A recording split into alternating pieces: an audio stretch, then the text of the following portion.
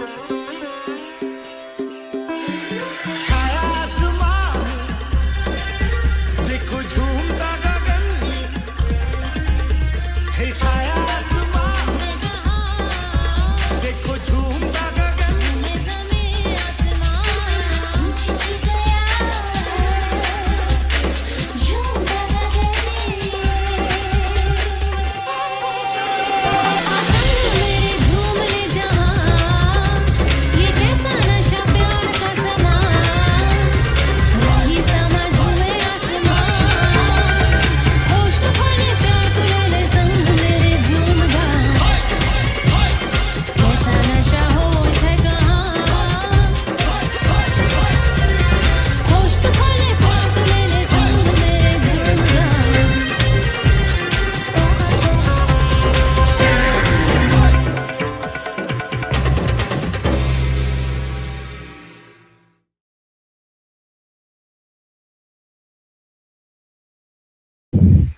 Ha ha ha ha ha ha. Thought we were going to have a glitchy night, huh?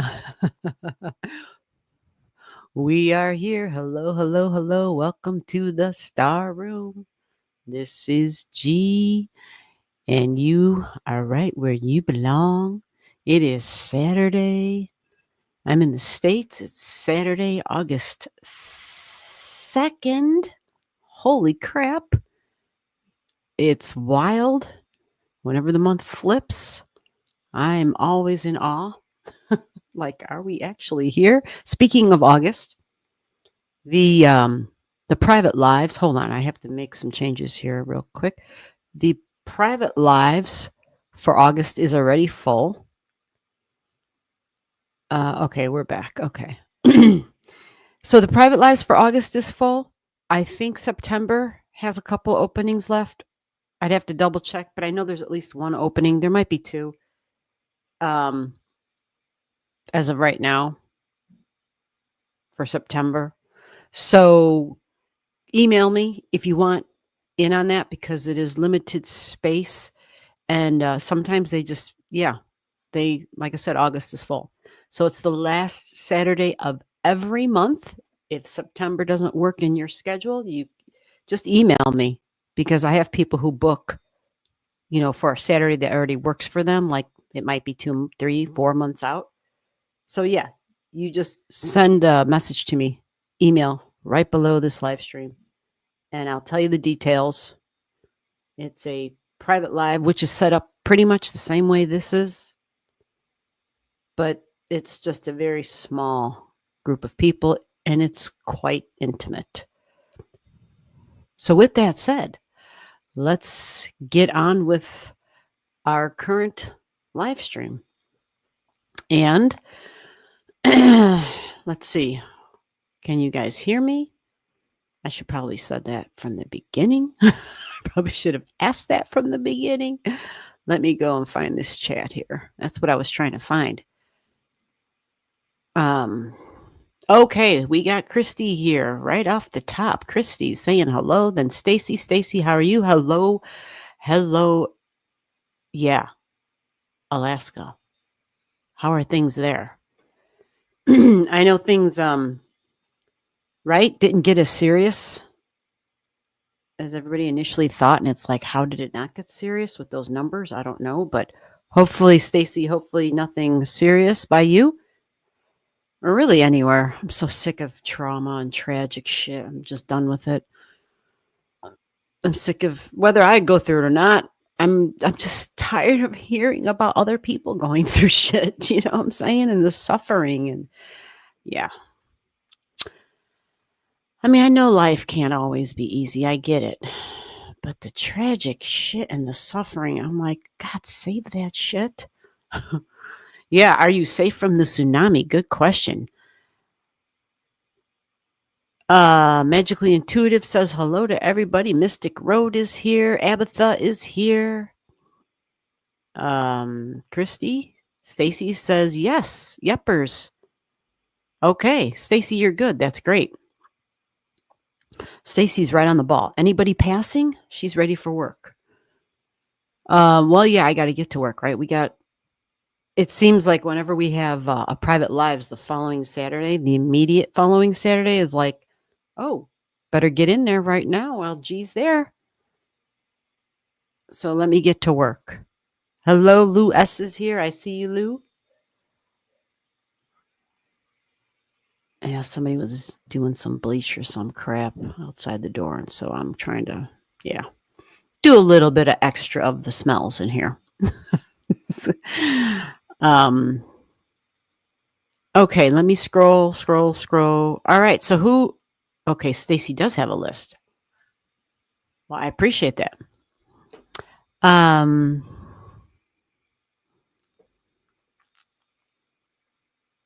Stacy said I'm first and I need the link. Okay. Hey, Gibson. I see Gibson's name down there saying I'm passing. We are surrounded by islands, so no worries. Oh. Oh, yeah. You know, the Juno is kind of tucked in, right? But I don't know. I mean, yeah. I really don't know.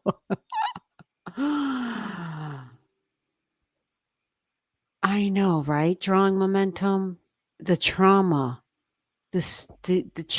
yeah, I'm just like enough already. Yeah. You can hear it on the tip of my teeth and my yeah. All right. We can hear you. Thank you. All right. So let me get to the thing. We got work to do. Let me get Stacy. Let me give her the link because we got to get through some names. Remember, if you want your chart looked at, you got to make sure I have your digits. That's how we do this. The chat is the queue. It's first come, first serve. And the details are below in the chat, actually, or I'm sorry, are below in the details under the video to understand what we do here and how we're doing it. I read charts. If you want your chart looked at, I'll take a look at it. But if you want me to spend time on it, you got to gift the channel. You give the channel gives back to you. That's just the way life works. But yes, I will look at everyone's chart. Okay, so where the hell did they put the link button? All right, hold on. There it is. Yeah, I forgot they made a change a couple weeks ago. All right, Stacy, this is for you because you are up first. Because Christy said she was passing, and here's that list so far. There's a little bit of order in the chaos thanks to Stacy. To Stacy. Yep. Current list, Christy, then Stacy, then Magically Intuitive, then Mystic Road, then Abatha, then Lewis passing, but then Gibson Murphy, and I think Gibson definitely said she's passing. All right, so we're just going to keep on going. I need a nail file. I just realized I hate when I realize I need a nail file. All right, let me be done with that. Stacy is here. Let's get Stacy in here so we can see what's going on. All right. And you do. Hello. Can you hear me? I do hear you. Very good. How are you doing there, Stacy? I am doing good. Oh, that is wonderful to hear. I'm sorry I can't send a gift right now. I am broke, but that's okay. You can have a chart looked at. You work all the time when you're here. Well, I do that because I enjoy doing it for you and everybody well, we appreciate else, it. So. We're glad you enjoy it. But I will send, as soon as I can afford it, I will send a gift. Yeah. I appreciate everything you do. I think you're good. Everybody. Yeah, Chloe, I think you're good. I think my dog you've been here for quite a long time, actually, with the channel. So we know you're good for it. Okay. What are we checking out? You know what? Just look at my chart. Okay. And tell me what the next few weeks look like for me. She said the next few weeks. I don't want to jinx anything. Oh, she's got something in the works. She's got some irons in the fire. That's okay. You don't have to. It's not that I'm testing you. It's just that. No. I actually prefer when people don't tell me jack. I would rather just go in cold and read a chart because it's just I like what it when you do that too because it's like, give me your magic, G. Well, I mean, I just kind of wait to see what jumps out. Right. Exactly. And sometimes something doesn't jump out. Intuitive. Yeah, and if something doesn't jump out, it just doesn't. I can't make the shit up. I mean, I could, but I won't. But, I, you know, I know you wouldn't. I need for it to just, I need the chart to speak to me, kind of, sort of, Right. you know? So you got some stuff going on. I see right off the bat what's jumped out is your Neptune jumped right out. Your Neptune in Scorpio at 19. So that's on your ascendant. Your ascendant is at 18. And I think this, yeah, we're right? This is the 606 chart. That's all good. Yeah, that's the one we've been using. All right. Then that's what we're going to do. So that 19 degrees, I think this is super significant too, because we know in water, in Pisces over there, we got the North Node right now sitting at 19. So that's got to be a thing for you. I mean, that's got to be something where actually that you are already living through, because now the nodes are getting close to 18, close to your ascendant. So either way, that means the South Node is getting close. Yeah. Your fourth house cusp line and your midheaven are they're lighting up. Okay. So the Neptune is in an exact sextile to the to the South Node in Virgo. So the Virgo stuff can be the health stuff, right? The details, but your goals, because it's your midheaven. And Virgo energy can be all about, I know, cohabitating, right? Like the tangible, the material, the everyday, the mundane, along with work, right?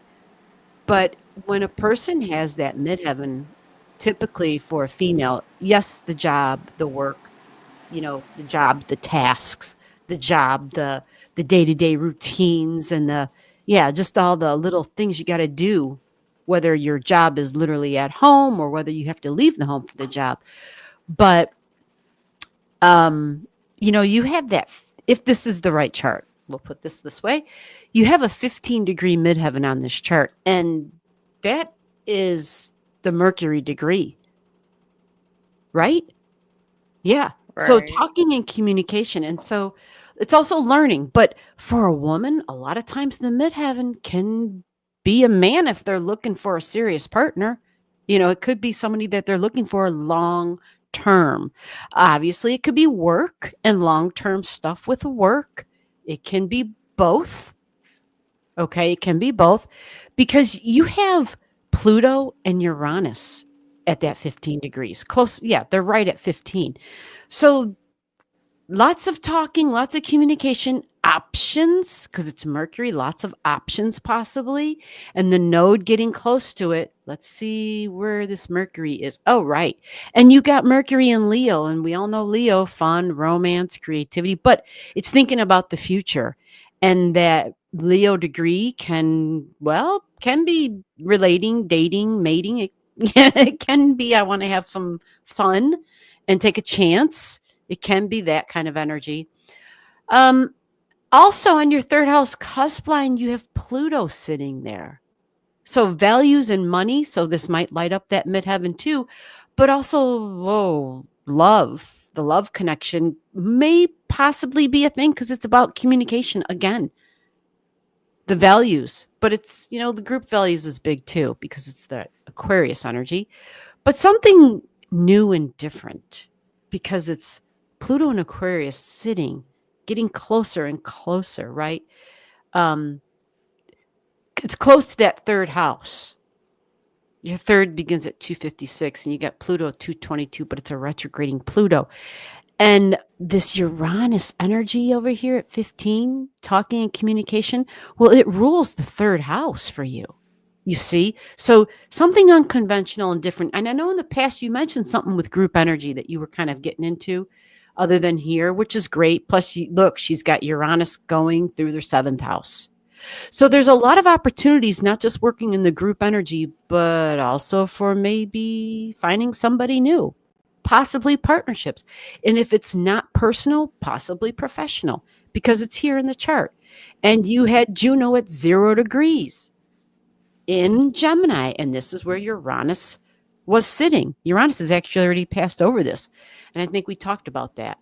couple weeks ago, whenever it was. So I would imagine the last time we looked at your chart, maybe something interesting has happened. So with that said, I'm just going to go ahead and pull up to the next week because you said next couple of weeks. So let me scoot ahead real quick for another week for you.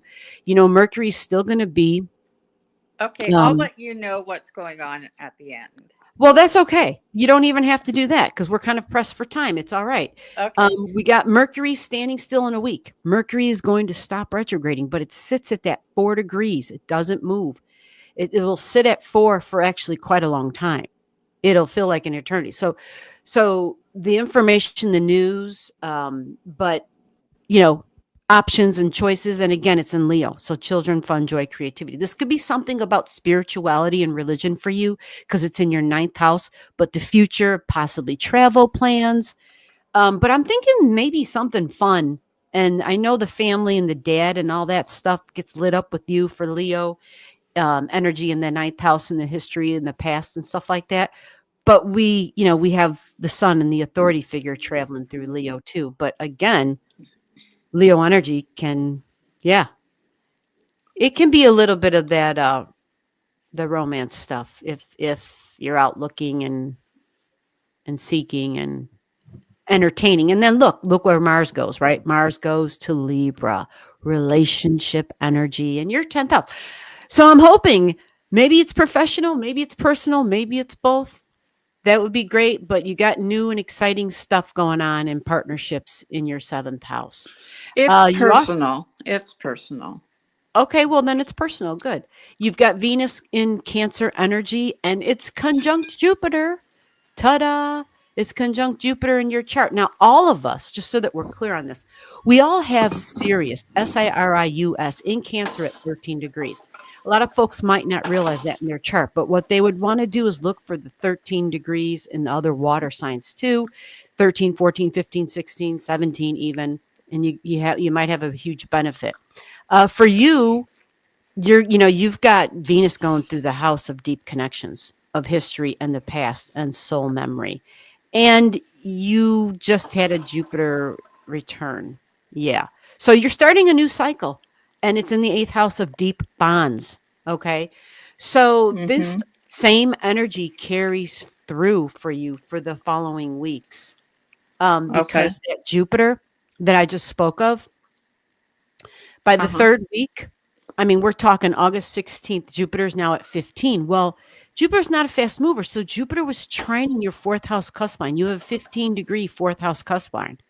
And again, the Jupiter with your midheaven at 15, Jupiter is making a nice sextile to that. So it's like as the weeks go on, the nodes get closer to your midheaven and Jupiter gets closer to trining the north node. You see? So the next week, August 23rd, we got Jupiter at 16 and we got the node at 18. And that node is getting closer to your home. So that means a change with emotions and feelings and in the home possibly. Because it's the north node and the midheaven getting activated here. So your goals, whether it's you already said it's personal. So your goals, whether it has to do with Pisces, can be confusing, first of all, but a dream possibly, if there was a dream about, I don't know, who you want in the home, what you want in the home, where you want your home, but travel can also be something here. It can be that because it's Pisces, Jupiter, the ancient ruler, and you got Jupiter trining it. So there might be something to do with the future and traveling. But what about learning? Like Jupiter's higher knowledge, going back to school. It's that too. So we can't discount that. But you have a lot of stuff that has to do with the past popping up. A lot of stuff. So soul history, soul memories, soul bonds, family ancestry even. You have a lot of stuff connecting strongly with all the water. So your Neptune and this soul history, soul memory stuff got activated. And now it's becoming super real as the nodes trine your ascendant, the north node. So it's about your future, the dreams for your future. Pisces, again, institutional energy, might be some government energy, but you already said it's personal. So we're just going to leave it to personal. Your dream, your fantasy, it's Pisces. Pisces can be, yeah, it can be a little bit about illusions and delusions. So just take that with a little bit of, just include that in there. But this looks really beneficial to me because you've got this Okay. you have the I beautiful Venus and Jupiter thing that trine okay. your stuff. I met a guy online who lives in another country Mm-hmm. next door to me in Canada, Oh, who's gotcha. actually originally from Ireland. Okay, gotcha. And we've been chatting. Yeah. Well, this energy kind of stays up. Yeah, chatting, big time Mercury all over the damn place. I know. All It's over the taking damn up a place. lot of my time, actually. I'm Yeah. like, Yeah. okay. Yeah. Absolutely. Because this is a big focus for you. But there's a lot of depth. If Yeah. you can relate to what I'm saying to this person, there's a lot of depth. There's a lot of history Mm-hmm. with this individual. Just remember the He's a caution. Leo with a Capricorn moon.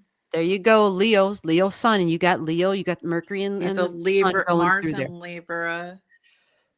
So we're not looking at his chart right now, but Right. Yeah. just remember about the soul history caution that we meet up with people. There's this ease that's just kind of automatically built in and a familiarity. I'm not saying, Right. because I'm not going to make a statement about that, about someone's chart I'm not looking at. So I'm not making a Right. statement Yeah. No, about I him at all. understand. This is just a standard caution because we get really swept up in it. And I know this Oh, yeah. because I'm I've not lived getting it. excited. I understand I'm it. very cautious. I'm not Yeah, getting yeah. excited. So just keep that in mind. That's the thing with the Pisces energy. There can be deceptions, So with that said, your Neptune that was the first thing that jumped out at me. So other Right. than foreigners, right? Other than foreigners, um, the history, the confusion, the illusions and delusions, the dreaminess, there's all that there. Just remember when it comes to Pisces and Neptune energy, it is, especially if we're females, it has to stand the test of time. Right. Okay. And so we just have to always kind of keep that in mind and really focus on the material, tangible, long term goals, meaning I can see it, I can measure it. Okay. That's going to Right. be key. And if you can keep that in mind, then enjoy the conversation while it lasts and see where it takes you. Right. Exactly. And just keep that thought in your mind. You But used this exact words that I put in my profile. good. Then that's, as long as you stay focused on that, then you should be, then you should be good. Yeah, it might turn into a little bit different of a story once Venus enters Leo for you. There might be, when Venus goes into Leo, she's kind of ready to have a little fun. Do you know what I'm saying? That's Venus and Leo. And it would be Venus and Leo in your ninth of whoosh. It exaggerates a little bit, maybe, maybe a little Right. theatrical. So you keep the desires in check as much as possible because that's Venus. Yeah. Make sense? It does. And I'm working on getting his birth time. I'm trying to sneakily get it.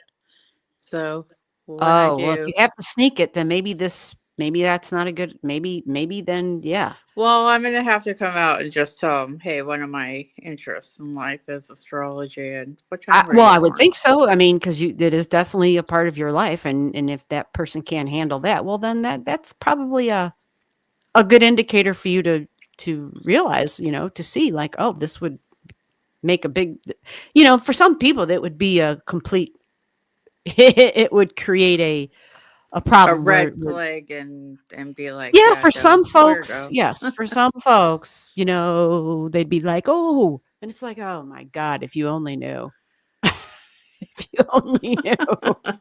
So I either do know. way, just to give you a heads up, then when Venus goes into your ninth house, yeah, you're looking at August 26th, August 27th. Okay.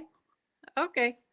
And so that gives you that timeline of where Venus, might start she's willing to take more risks and she wants to be, she wants to have fun with her body, to be specific. Not that quick. All righty. All right. Thank you, G. I Yeah, you are appreciate it. totally welcome. Thank you for all you do. Appreciate it, Stacey. Okay. Bye. Bye-bye. All right, let's get it on. Let's see who's next. Let's see who's next. I know she had a list. I am so sorry. Who was that next? Where did I do with that dang list? What did I do? All righty. I don't even know. There it is. All right, so who's after Stacey? Magically Intuitive, are you here? Is Magically Intuitive here? I see some people. Let's see. Magically Intuitive, let me know if you're here because it's your turn. And if you're not here, then I'm going to go to the next person. Hello, hello, hello. Magically Intuitive, are you here? Let me put the link down for Magically Intuitive. If she's here, she can grab the link and then I could at least see her in the thing. Okay, so Magically Intuitive, if I don't hear, going once, I'm going to the next person then. I know people like to get into the chat, put their names in there, and then they walk away or something so that they're in line. But if you're not here when I call your name, I have to move on to the next person. That's just the way it works. Oh, there you go. Magically Intuitive's here. Well, Magically, I threw the link down there for you if you want it. If not, that's fine. I'll just pull up your chart. Oh, Magically grabbed it. She didn't hesitate. Hey, I see you, Halfers. How are you? Hope you're doing well. I know you're doing well because you haven't been here, and that's great. I would much, when people come, it's because life's rough. That's just the reality of it. When life's going good, yeah. Not unless they're here because they're learning, And hopefully, I'm spewing out enough where people are learning. All right, let's see how Magically's doing. Hello, hello. Hello, can you hear me? I hear you. How are you doing, Magically? I'm good. Good to hear. What are we checking out?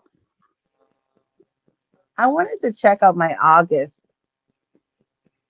All right, let me go find let me find your chart. I know you're bringing, I was looking at August 8th. Oh yeah, you Well, got a date. You got a date in mind that you're like, okay, I need to know what the hell this is, what's happening here? yeah, I see something with Uranus is going on. I think it's Uranus, Mars. I Oh, forgot. right. The trine, right? Yeah. Yeah. That's a big trine in the sky, actually. Where the heck? I have too many M's. Holy crap. It'd be like 20 minutes from now and I'm still looking for you. Okay, here we go. We got it. I swear every time I do this, I'm like, God, the M's are so big and I need to really clean this shit out. Okay. Let's get your chart up on here. Let's see if this will let me do this. I just realized, did I even put Stacy's chart on the damn screen when I was looking at it? I don't know. My brain is, this Mercury is messing with me a little bit. It's behind the sun now. And yeah, it's definitely messing with me a little bit. I can always tell. All right, so here we are. The sun is at 11. Mercury is at 7. It's behind the sun. So we don't have, things can be more confusing. Like our mind's not working as well as it was. We're not as sharp and clear on things. So you said the 8th in particular? Yeah, I was just looking at it. I wanted to know more about it. Okay, let's take a look. Let me see what you have. Okay, so you have Black Moon Lilith. I'm looking at your Gemini energy in the low degrees. Okay, so Uranus is past. Well, it's not past. It's on its way there with Sedna. Okay, you got Black Moon at 2. So the Black Moon at 2 is probably going to be important for you. All right. And Mars is at 1 then. So you got Mars trining Uranus. So Mars is trining your black moon Lilith. And let me refresh myself for a second with your chart. Ooh, okay. So Mars is not your great malefic. And that's good in this case, because a combination of a Mars trining black moon Lilith, it would be super assertive, and likely some of your shadow side would come out in the way you communicate. It's a possibility. Your sun is right next to your Lilith. So Lilith is just typically certain personality traits that we have, and we don't want to own them because not they're not real pretty. You know, they're like areas where we have to grow up, basically, where we have to rein ourselves and our personality in and take control of it and be like, hey, listen, you know, you can do better than that, right? So with Lilith, hers is at 2 degrees with yours. So it's about your desires. Okay. It's about, you know, your desire for communication and learning. But the way you communicate is going to be strong because the sun is right next to it. So look, even Pluto is at 2 here, right? Now, what do you have in Aquarius at the low degrees? Oh, that's your Uranus and, oh, right. Okay. You have Uranus and Pandora both at 0. Interesting. So,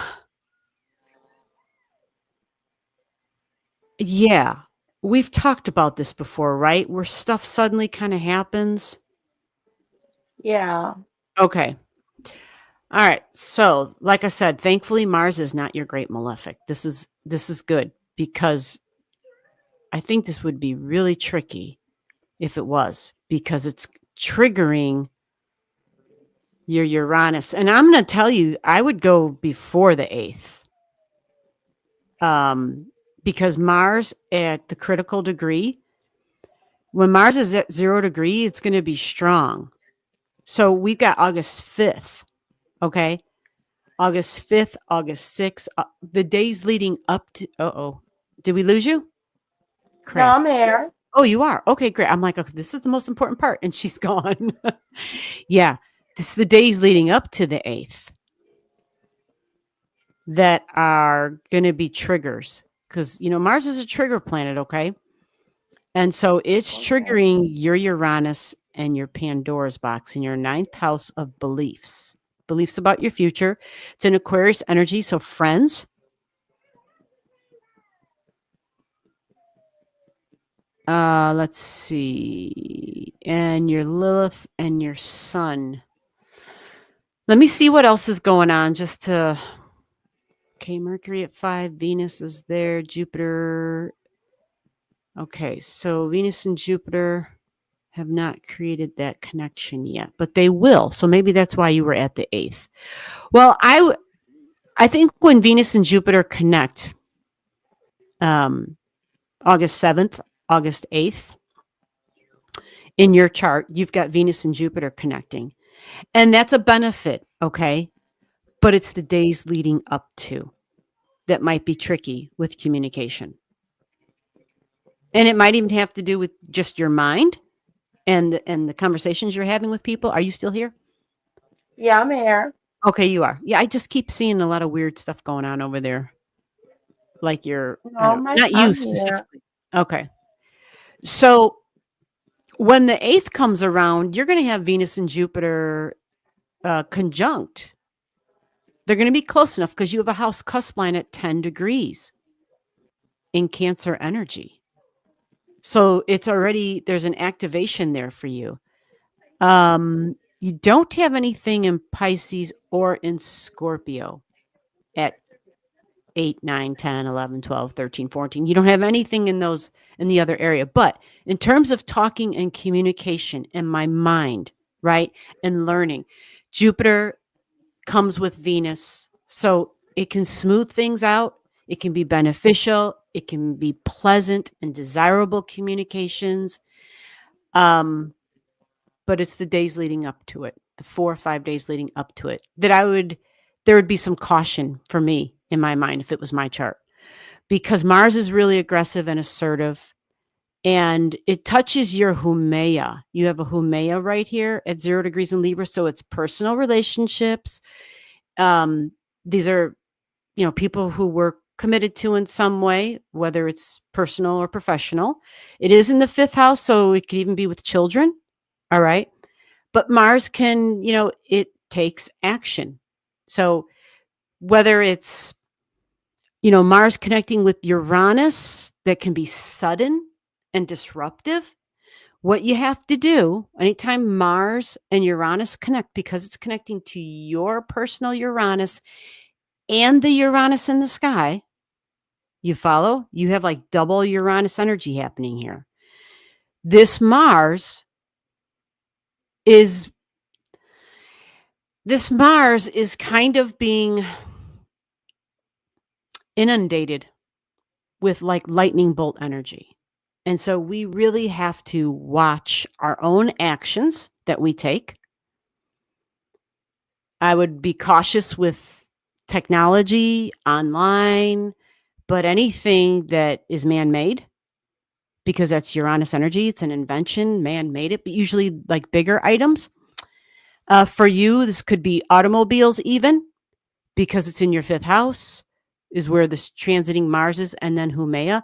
But they're connecting with this Uranian energy that could speak to public transportation, group energy. But you have to slow the energy down. Don't be in a rush. Don't make any sudden, I know this sounds crazy. Don't make any sudden crazy movements. You don't want an accident to occur because you are moving really fast. And that's usually what happens with the Mars-Uranus combination. If we had gone slower, if we had taken our time, then things are usually, we can sidestep things where we're like, oh shit, that was close. You follow? Where we're being very alert and cautious. This would be one of those times where I would just suggest it, because there's just a lot of Uranus energy here. Now, at the same time, this can, just be forms of communication that are really assertive and aggressive. And it can come, if you're in a relationship with a spouse, if you have like a romantic partnership, or if you have kids or children or people who are in your life that feel like children, or who feel like your children, even if you haven't given birth to them. It's exciting, new, different, can be loud and disruptive. Uranus. Okay. Can be friends too that feel like your children, because it's Uranus in Aquarius for you up there in your chart. Can even be authority figures, like a parent, can be a boss, can be, just sudden disruptions. And that's it. So I would just be cautious and take your time. And if something new comes along, and don't be impressed by, ooh, shiny, just know that this is a time, August 4th, 5th, 6th, 7th, you just want to be on the cautious side, to not be in a rush.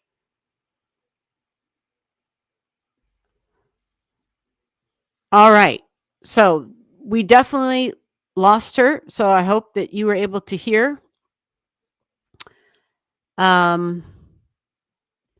And that's why I kept, it was loading. Yeah. And it kept rotating. It kept buffering. That's why I kept saying, are you still here? It was buffering. You're welcome. Hopefully it helps. Just remember everything I said. Take your time. And hopefully you can be like, oh, that's what G was talking about. And you've sidestepped it, right? That's really what you want. All right. You are welcome. So,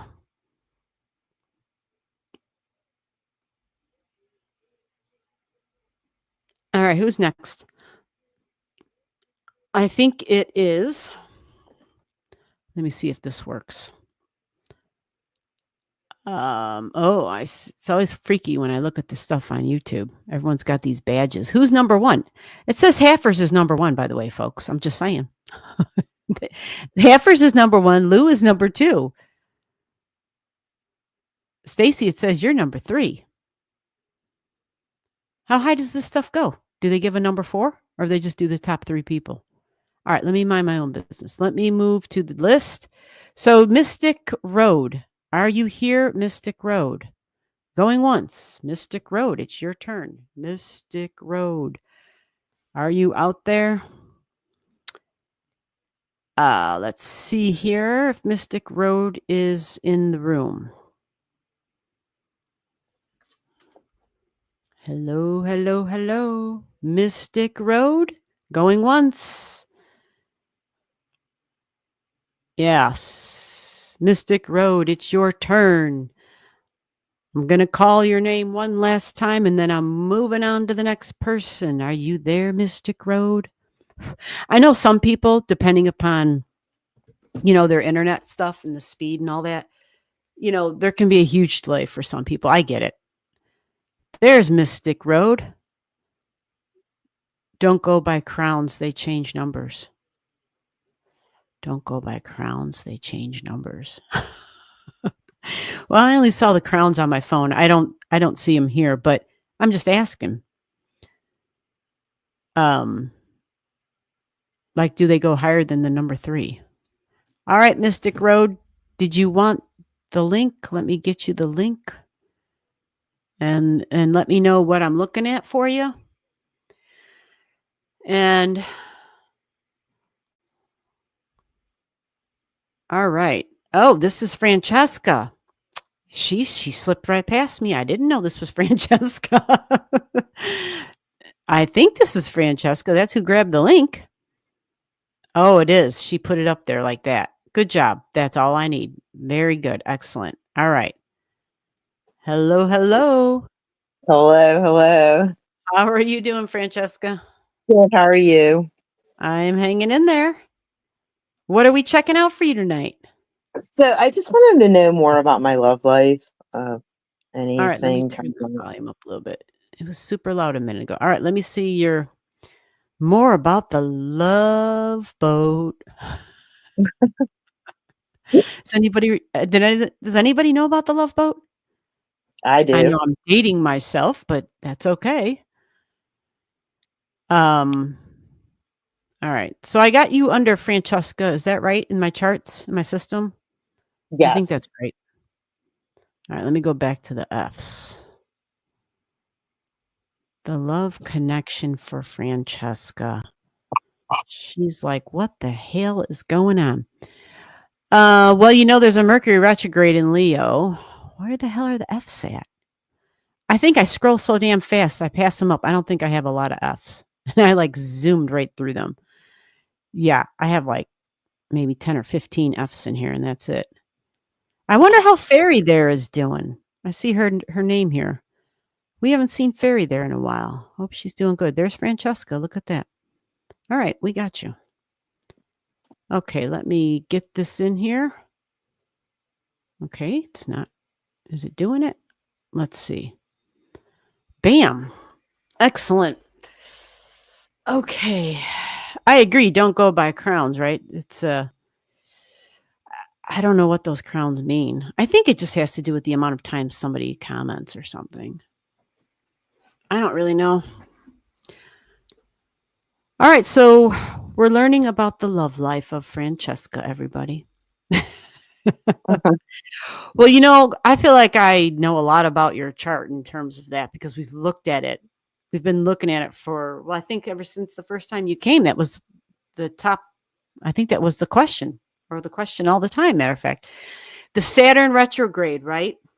It takes me back there every damn time I look at your chart. The first thing that jumps out is the Saturn. So Saturn can delay things. Now, 3 degrees, I'll just go ahead and do this because I don't know if I did this before for you, but the 3 degrees, that's communication. My mind, right? And the 8th house can be trauma and vulnerabilities. And Saturn can be an authority figure. But it's also deeply bonded energy, right? So let me ask you, are you drawn to people that are older than you or people who either appear older or who seem fatherly or people that you look up to? Well, it's just that this guy, his name is Dog. He's a Gemini, and it's just like he's like in my energy, and I was just trying to see like where he's at in my chart. Well, again, I don't have his chart, but Mm. you said he's a Gemini. So ninth house, you got Gemini at your midheaven. So he's there at your midheaven. That's more Saturn energy, though, right? Yeah, Saturn rules that midheaven. So and she's got it at the freaking Saturn degree, 22 degrees. Holy crap. Holy crap. All right, so you've been talking to this Gemini for a while now. Yeah, I mean we're friends. We went to high school together, and Yeah. Yeah. So you do have a lot of support, I see, with your midheaven, because Mars trines your moon up there too. Your midheaven's right at 22, Mars and your moon. And we got Venus going through Leo right now. So it's going through the friend. Well, I'm sorry, Venus isn't there yet, but it's going to be going there. So it goes into the, 11th house is friends. But, Leo energy is that romantic energy. But we have Mercury there. And let me see. Okay, so this is good to know. This Mercury is going to be going all the way back to 4, but it stands still. So it's going to be sitting on your Black Moon Lilith. So the Black Moon Lilith in Leo energy, this might, the Black Moon would be the way that you are expressing about something, okay? The way the friend is expressing about something. It's energy that both of you are going to hold.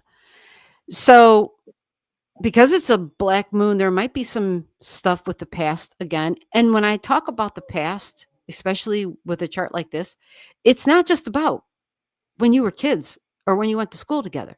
We're talking other lifetimes, other realities, like the soul's memory kind of stuff is what we're talking about. So the black moon speaks to the past as well. And it's usually something that's really deep and hidden and that we don't even recognize. Okay. But communication and the mind and, well, Leo energy wants to have fun, wants to have a good time. So you want to know about your love life. And you're saying this is guy that you've been talking to.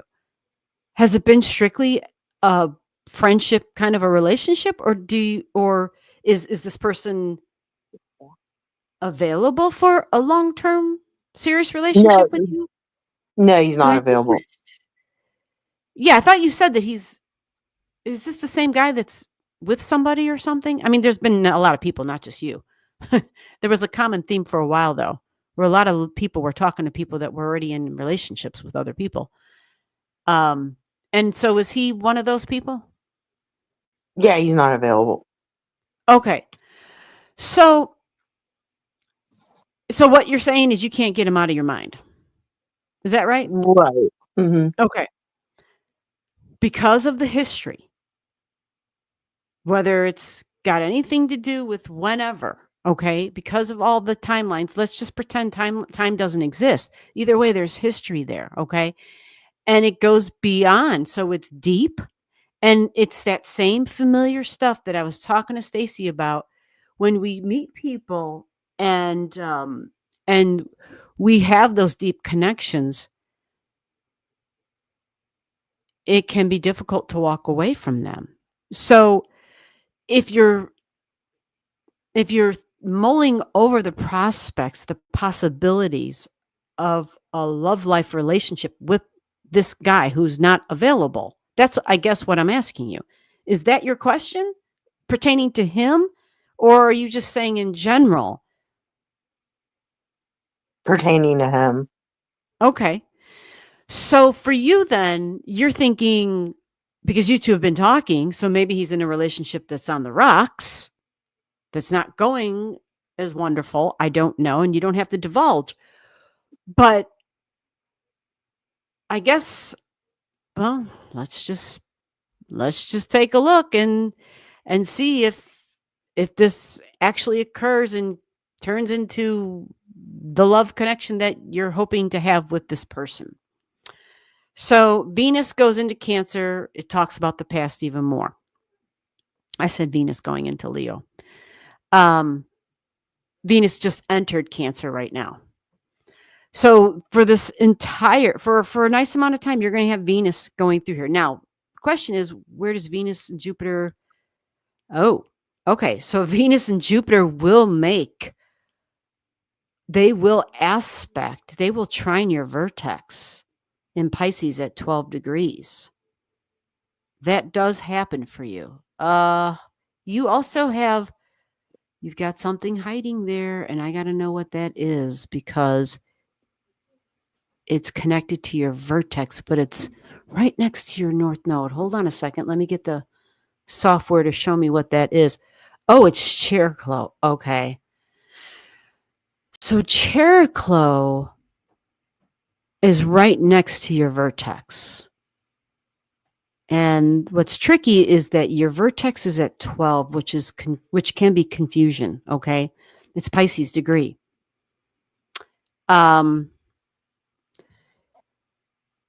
This confusion is going to really complicate things because it's connected to Cheroklo. So Cheroklo is a person who watches another as they go through some painful stuff. You follow? So what happens with women, especially if they are in a relationship with somebody where somebody else is going through a difficult time, because your Cheroklo and your vertex are activated together all the time, your empathy, your compassion probably go into overdrive. And Pisces sacrifices, right? So I just want you to be aware of that. I don't know if that makes connection in your brain anywhere, but I think that is something to be aware of. So a lot of, Jupiter and Venus connecting and triggering that. If an opportunity comes along, because you do have a big grand water trine, you'll have a big grand water trine with this. So if the opportunity comes along, the question is, will you take it? Will you take that opportunity? Because it's your second house of desire and love and money. What opportunity? What opportunity? You'll have a trine. You'll have Venus and Jupiter together. And so the values, the money, the desire, the love, your second house is getting activated. Your sixth house of whether, I don't know if you work with this person, but somehow. No, no? I don't. Okay. Part of your daily routines, you've got the Pisces energy there. Maybe it's a different opportunity, and maybe it's just a conversation, but it's including your natal Venus. It's two Venuses connecting with Jupiter. So that usually can be, maybe there will be a benefit. Maybe there will be money involved, but it's Venus and Jupiter connected. And you will get activated with this grand water trine at this time. So maybe there's just a benefit. Maybe you have some good luck. Maybe you play the lottery, right? Or maybe something comes up with dude. However, again, as we move this out just a little bit, what time frame are we looking at?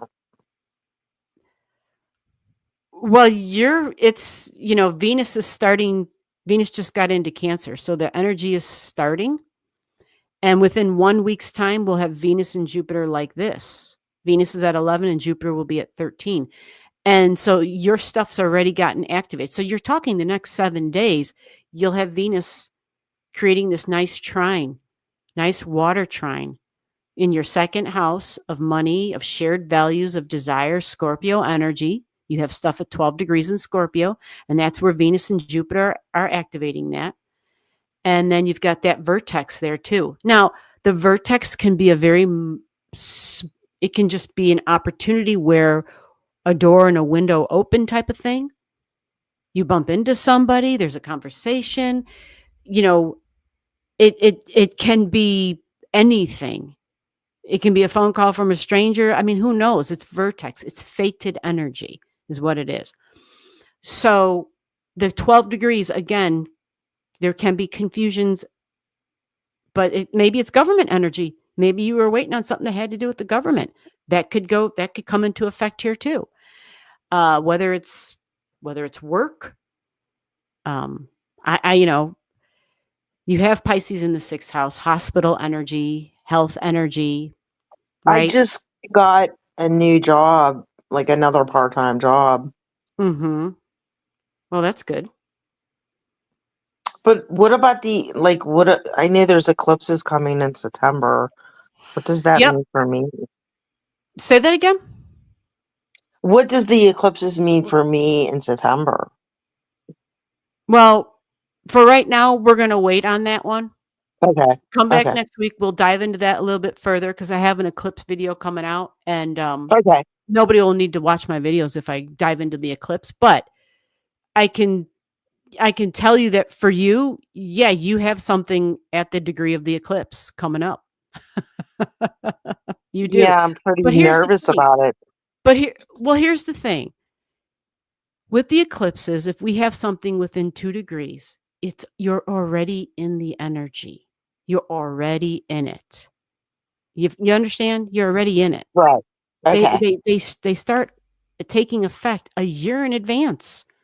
Life changes already a year in advance. So start thinking back a year ago, because you already were kind of in that stuff. So changes at the job.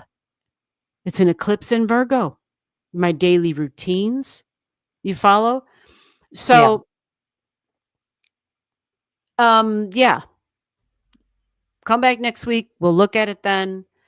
We'll go a little bit deeper for you. But in terms of the 10th house and love, but it's also work. It's also my long-term goals. So it's a possibility for both because you have Venus and Jupiter lining up nicely to create a strong grand water trine in your chart. So hopefully you have good news when you come back next week. I will Yeah. keep you Maybe posted. one of the part-times becomes a full-time. But I'm being realistic. I mean, the reality is, anyway, you're in the US and everybody in the whole That's goddamn world knows the situation that we're all in the US. So, that's really weird because I had a tarot reading today, mhm. and she said in 1 week I'm gonna hear something's coming in. So Okay, that's kind well, of weird that you said that. the astrology says that, yeah, you should be hearing something for sure. And Okay. hopefully it's something good. Hopefully it's a job that's a full-time possibility instead of 2 part-times or whatever. It's a pain in the ass. Although some people like that. But yeah. Okay. All I righty? thank you for your time. Thank you. Yeah, you're welcome. No problem. Mm. Bye. All right, bye-bye. All righty. So we have an updated list. We have an updated list. And it says that Abatha, I believe this means Abatha is next. Is that correct? Is Abatha here? Calling Abatha.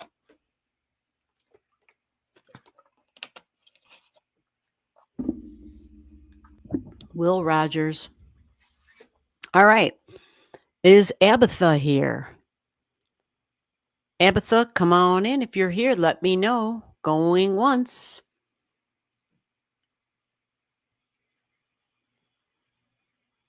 Hello, hello, hello. Yeah, right. 2 charts. It's definitely about love so far. Abatha's here. Woohoo. Angela's here. Hey, Angela, how the heck are you? All right, Abatha. Let me get your chart up. Here's the link if you want it. Let me get a move on here.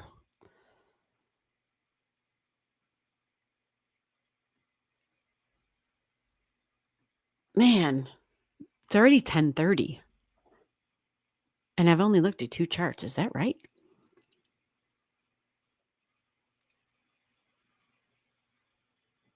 No. All right, there's Abatha. Let me get her chart in here. Let's get Abatha up on the stage. Hello, hello, hello. Hey, How are you doing, Abatha?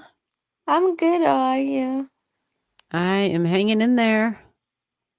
I am alive. I am vertical. Happy to hear that. Yeah, right. um all right, let me go find you. So what am I looking out? What am I checking out for you? I just want you to check my chart to see any prediction for August since the month just started. Yeah, we're in August, all right. Yeah. And there you are. Okay. Yep, got you in. I knew I had you in here. I have you in here twice. I got to clean that out. Yeah, I do kind of have a lot of A's too. All right, let's get this chart up here. There we go. All right, we got you on the screen. Okay, so let's see. Let me take a quick look and get familiar one more time. Okay, South Node. Okay, North Node in your second house. Oh, North Node in your second house of your values and money and desires. All right, interesting. Let me see. 13. Oh, you have a midpoint there. All right, let me check out some other stuff. 14. Oh, midheaven at 1156. Well, so everybody knows what I'm looking at. I'm looking for the Great Conjunction. Well, I call it the Great Conjunction. The Venus-Jupiter conjunction. Yeah. It's going to happen here. And you have stuff at 11 degrees. Your midheaven is 1156. So, you're going to have something occurring here for you. For the people who have the grand water trine setups, 13 degrees in the water signs, it doesn't have to just be 13 though. You can have 10, 11, 12, 13, 14, 15, 16 because Venus is not super fast on moving, but Jupiter kind of just sits there. It's not a fast mover. It just kind of hangs out. And there will be like this ricochet pinball effect energy, I call it, when they connect. So you have a Jupiter-Neptune midpoint. Okay. All right. So finances and love and money, dreams, what you dream about in terms of, this is super idealistic energy too, by the way, because it's Pisces. Pisces values, it's a really sensitive sign. And we think of images and movies and music, entertainment, but in terms of theater, right? But also musicians and actors and actresses. So Pisces is really creative. It really does best when it's creating poetry, screenplays, just however your creativity comes out, painting, musicians, whatever. So with a nice trine to your midheaven, that's midheaven can be your long-term financial goals, long-term financial stability, shared values, shared resources. So when Jupiter and Venus come together, there might be a little cha-chang. It's possible, but it could be a love connection too. It's interesting tonight so far. Yeah. We're talking the 6th and the 2nd and the 10th and the midheaven on all these charts so far tonight. Yeah, I'm like starting talking to a guy and I like him a little bit. Okay, can you say that one more time? I couldn't hear you. I say that I just start talking to a guy and I like him a little bit. Gotcha. Yeah. Yeah. So everybody's got love on their mind. Well, for a woman, Venus, Jupiter is the man. But Jupiter is typically better than just the man because that would be Mars, right? But Jupiter is more like for a woman looking to marry a man or get serious with a man. And when I say serious, I mean long-term commitment type of serious. Jupiter is usually the one, not like the only one, but is a possibility to be somebody that I could be serious with and have a future with, right? Yeah. So again, the Venus and the Jupiter, I think because it's in Cancer energy that it happens. I think what's happening is, especially tonight, it's bringing to us people that we have history with. So whether it's history in this time or another time, there's this familiarity, right? There's like this soul connection that we have with these people. And Yeah. when we have that familiarity with them, we feel comfortable. It's comforting. It's comforting to be around somebody, to talk to somebody who, especially if they're new, but yet they feel old. You know, Yeah. they feel familiar. Like the connection just like go like really smooth. Like you know that person before without like Well, even knowing them well, like good for that. you. Well, you have a nice connection going on in your chart. And I'll say the same thing I said to Stacy and the same thing I said to Mystic. Um, yeah, so this is the fourth chart I looked at tonight because it was Stacy. Okay, yeah, this is number 4. I knew I was wrong. Pisces energy. We just want to be cautious with the Pisces energy. And the Okay. reason is it isn't always 100% about our illusions and delusions, because it goes both ways. There could be deceptions as well coming from the other person. And sometimes those deceptions are intentional and sometimes they're not. Sometimes Mhm. people are just, if we've learned one thing, is that a person can say one thing and be a certain way.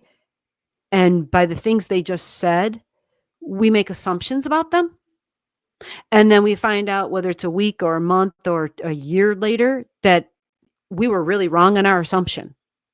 And they're kind of on the other side. They're completely different. It like the way they actually might appear to be or say that they are may contradict with who they said they were in the beginning. And that's what's tricky with Pisces. It's Mhm. always tricky with Pisces. So standing the test of time is usually the best route. You need material and tangible and measurable ways that, especially for females, where you can gauge if this person is worthy of your long term time. Yeah. Okay. And Yes. I only say that because I'm saying it to everybody. And Jupiter is the ancient ruler of Pisces. Okay. Yeah. So, yes, this can be a great beneficial time. Um, but when we're dealing with people that we've just met, right? We Yeah. You just, never know. You you never just know. never know, especially Hmm. when a lot of people these days are meeting people online. Holy shit. Online, anything's possible. I can be anyone. Yes. 100%. Absolutely. So, um, and I'm tired, so tired if I hear of another tragedy, another trauma that a woman received from a man. I don't, I'm ready to start chopping shit off and be honest. just just hatchet time. Like, I'm so tired of this, of women being wronged by men. I'm just so done with it. So I just want people, especially women, to be extra cautious. That's all. Yep. Definitely. All right. Is that good? Yes. Yes. All right, great. All right. Well, we want updates All right. from Thank you. everyone that came on tonight. We want updates All right. Thank you. because, well, we got to find out what the hell happened. All right. Thank you. Bye. All right. You take care. Woohoo. All right. So, love is in the air, but is it in the stars?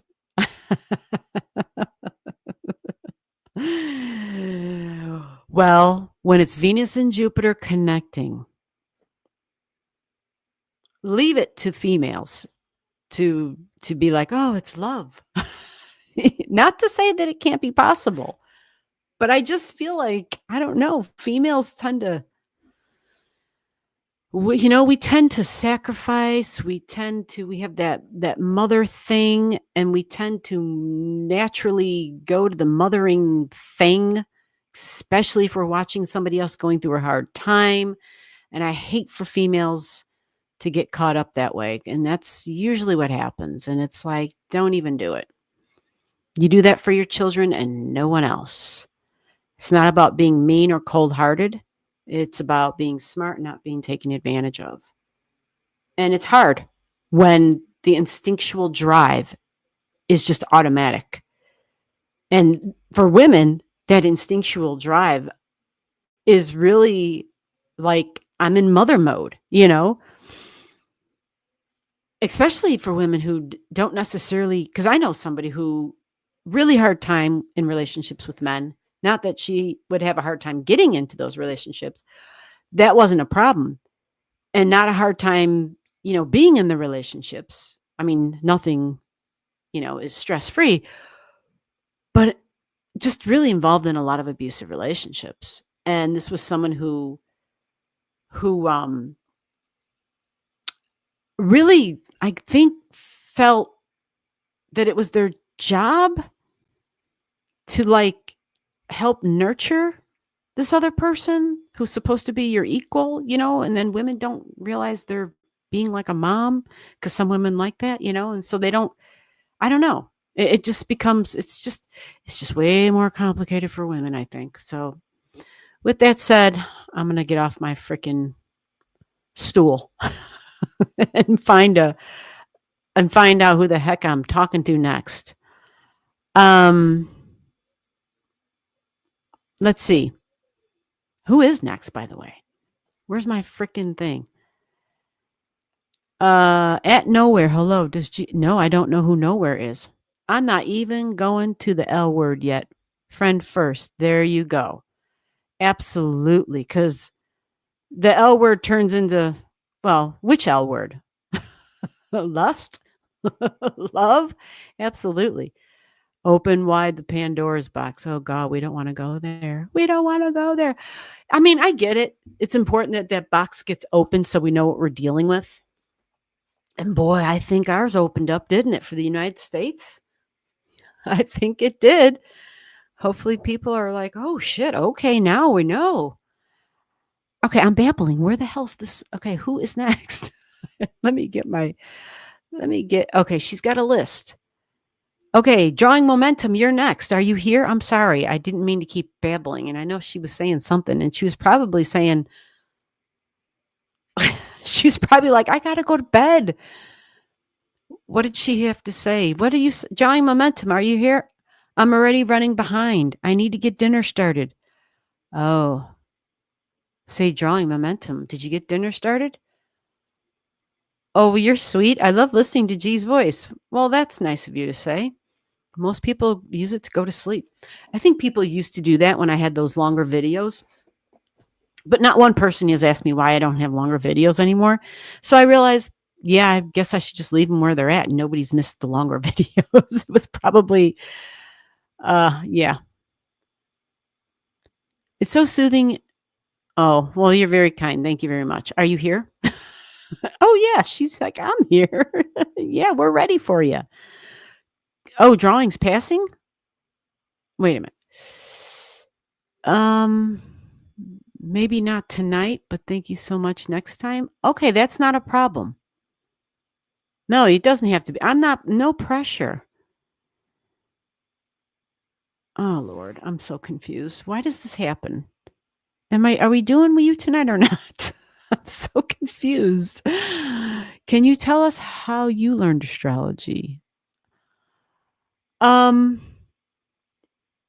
but let me, I don't want to spend it. I mean, unless that's your turn. I know. Yeah, I've heard people tell me that. Thank you for saying that. But I'm a nut job when it comes to astrology. Like, that's my thing. Like, it just oozes out of me. Just like, that's just who I am. So she's not passing. Okay, well, let's get you on here then. Or maybe she can't talk, which is fine. You don't have to grab the link, but for you, this is the link for Drawing Momentum. If you're going to grab it. I see Stacy. Thank you very much. She went all bold. We are doing drawing. That's hilarious. She's like, that's my turn. All right. If you're grabbing the link, grab it. If not, then that's your turn. Oh, Lord. Okay. So her turn is me talking about how I learned astrology and when did I start. Okay, so I really learned astrology a long, long, long time ago. Another lifetime. That's the best answer I can give you on when did I start. But how I learned it, I can tell you that for this time around because when I came to learning it now, I had to kind of unlearn some stuff because mine astrology was not the practical astrology. It wasn't it was relatable, but not in a tangible way for people. It was really more like on a soul level. It was just more deep. It was more abstract, more esoteric. And that's the astrology I knew. That's the astrology I knew. And so for me, the other astrology, learning the glyphs, the symbols, the aspects, and all that, um, so there's some stuff that was just intuited, like I didn't necessarily have to know everything. So doing the videos and doing the astrology channel really kind of forced me to pay more attention to each little thing. And prior to all of that, though, what really, really got me involved in that was just focusing on myself and my life and what was going on in my life or what wasn't going on in my health or other issues or whatnot. And so just following the moon cycle, astro journaling, literally writing down the planets while I was journaling for myself, because I was really big into writing, like really big into writing. And so, I mean, I've got like just notebooks and notebooks and shit. And I would journal and I would realize that depending upon where the moon was, where was Venus, where was Mars, like my writing would change. Not so much the script, right? Not so much the, the actual, the letters or anything, because I was writing by hand. But like what I was talking about in my journal, it was literally just a journal. It was just to be journaling. Okay. But in that process, I saw the connections. I saw the connections of my mood. I saw the connections of things that were happening in my life, whether it was at work, whether it was in the home, whether it was whatever it was, love life, no love, whatever it was, children, whatever it was, you could see the correlations. And I thought, wow. And then one of the big kickers for me too, that really kind of knocked it home was, and I've told this little bit of a story 1,000 times, which was I was in a job where it was my job to interview and hire people. And all I had to do was make sure they were of age. So I didn't need to pay attention to their birthday. I only paid attention to their birth year. Well, some time had gone by and I had a crew, I don't know, 10, 15, 20 people or whatever it was. And wouldn't you know it? I shit you not. Everybody on that crew that I did not pay attention to their birth month or day. I only paid attention to make sure that they were above a certain age, right? They had to be legal, right? They had to be above a certain age. Everybody I hired was a Capricorn. And that was not deliberately done. It was just through the processes of interviewing and whatnot and looking for what, was needed. That was a huge aha moment where I was like, okay, I need to put more time into this and really focus on this shit. I hired all Capricorns. Holy shit. And that was amazing. To me, I thought, holy shit, what are the odds? What are the freaking odds? So I started paying attention at that point to their birthdays for sure. But that's it. That's my story. So once I started diving into the astrology and my own personal stuff and then reading charts for other people, I realized that the esoteric stuff is nice, but I really felt a really big urge and push, a strong impression that I really need to make it material and tangible and relatable People have to be able to hear it, and it has to be like, okay, what does that have to do with my life?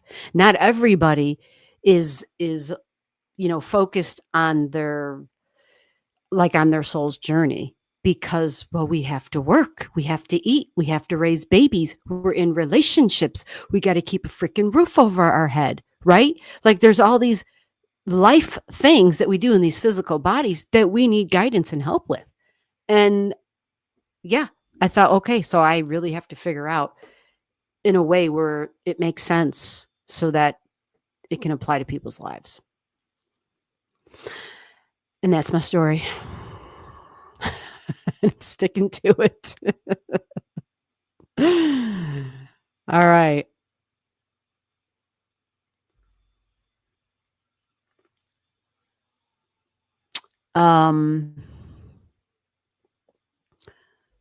What was the reason behind hiring all Capricorns? I didn't intentionally hire Capricorns. You must have missed the front part of my story, or maybe you fell asleep listening to me talk. I didn't hire all Capricorns on purpose. Then this was long after I had already hired them. I mean, I think it was like a year or two later, literally, like a year or two later, that I realized the whole crew was Capricorns that I hired. I wasn't going, yeah, that was not, it had nothing to do with that. It was all about their interview, their experience. We would talk on our interviews. I would make sure they were comfortable so they could talk. I knew that was a key ingredient because I wanted to know who the hell I was hiring. I also wanted to just get a feel for these people and figure out if they would fit into a system that already existed. That was super important. And it just turned out they were all Capricorns. You follow?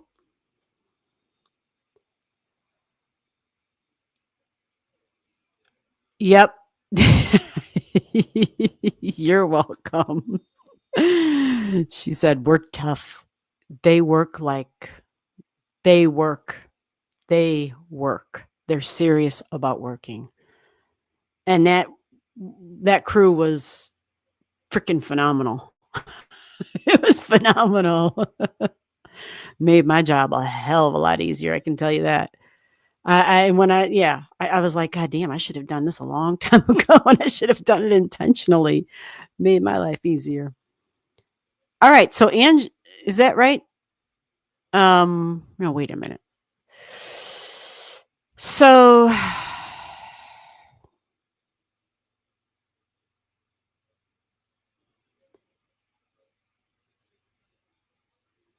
yeah, I'm trying to figure out who's next.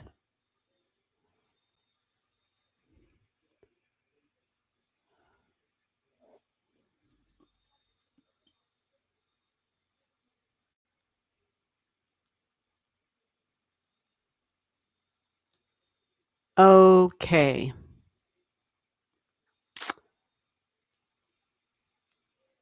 I know I'm scrolling and I'm looking and I'm like,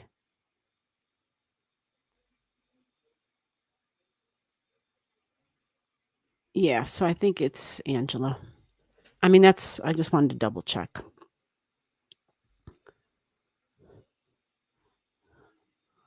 All right, Angela. You want the link? Angela's like, do I want the link? Do I want the link? I don't know. Sometimes people aren't always able to get on, depending upon the company that they're keeping or whatever.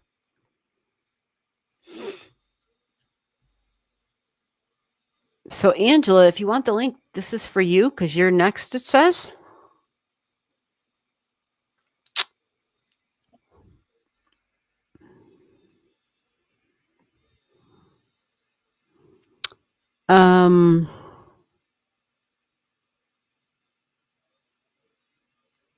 Yeah, the link is for Angela. If Angela's still here, and if Angela wants the link, yeah, drawing momentum took her turn, Angela.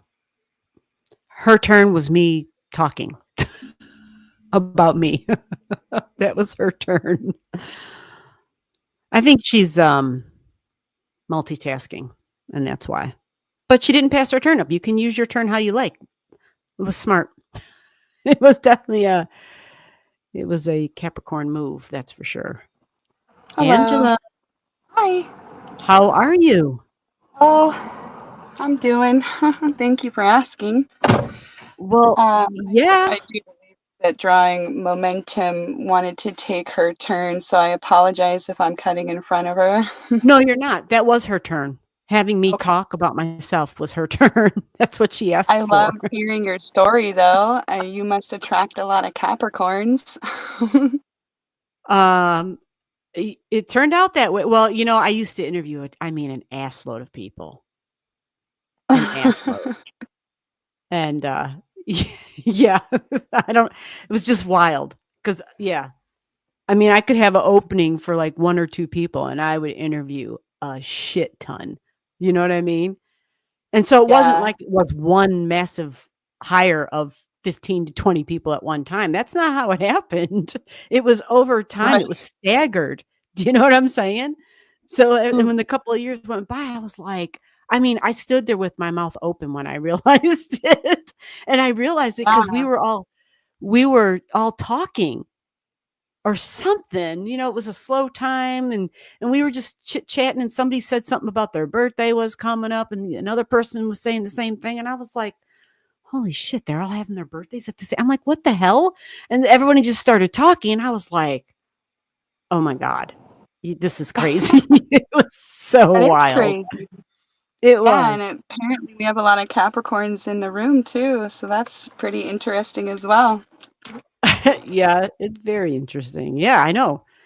Lots of Capricorn energy. Okay, so it's been a while since we've seen your chart. It's been a while since we talked. I know you were going through a rough time. Yeah. I don't know if it's gotten any better for you. I haven't looked at your chart in a minute. Let me find your chart Yeah. real quick here. Yeah, has things gotten a little bit better? Do you have a It's roof over gotten your head? crazier. That's for Oh sure. no. My life is kind of flipped upside down and inside out, but it's all about perspective. So I'm hoping to get some perspective today. So are you safe?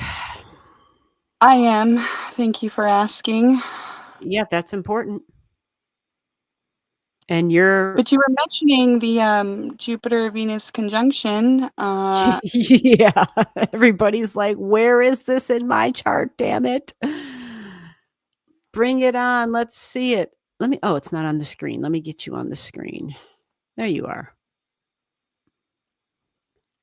Okay. So for you, oh, you got some stuff over there. Okay. Okay, interesting. Okay, so here we go. So, you'll be coming upon a Jupiter trine Jupiter, but that's not happening just yet because we have the Jupiter retrograde before that actually happens for you. Okay. But you do have objects in Scorpio at 12, at 10, 11, 12, 13 degrees. Yeah, you have a Jupiter Pluto midpoint and a Jupiter Saturn midpoint. So the Jupiter Pluto talks about change. It's your long-term goals. It's that 10th house energy, but it is bonded energy too. So this for women can be relationship energy as well. 10th house comes up again, right? So far, all the charts I looked at, 10th house was a factor. Yeah, you have Jupiter and Pluto and a Jupiter Saturn midpoint. So my long-term goals, shared resources, bonded energy, and the Jupiter Venus conjunction in your 7th house, and you have Sirius, Sirius. Everybody has this like at 13 or 14 degrees in their chart. It's a fixed star, super slow, and that is where the conjunction occurs. So now we're looking for another trine, and you don't have anything in Pisces until 22 degrees. So you will have a trine, though, to your 10th house. The Jupiter Venus is in your 7th. Okay. So Jupiter in the 7th, a friend of mine who actually died recently, she was an astrologer, and she She used to say, when Jupiter's in your 7th house, whatever you do, if you're single, do not get married until Jupiter leaves your 7th house. No problem there. Yeah, she used to say that because the point is it brings lots of opportunities for partnerships. You Okay. follow? That's Yeah. that's the teaching. Jupiter expands upon something, it adds to something, and 7th house is our partnerships. All right. So because it's going to be trying some stuff for you, 10th house career, long-term goals, again, the very serious 10th house energy of job and career and work. Now, because it's Scorpio energy, work and job, maybe with people who are wounded, whatnot, because it's Scorpio, people who've been through battle, people who have vulnerabilities. But you've got this Jupiter stuff trining. So we think lawyers, right? And we think change because it's Jupiter and Pluto midpoint. You have at 12 degrees right there. A Jupiter, Pluto midpoint at 12 degrees of Scorpio.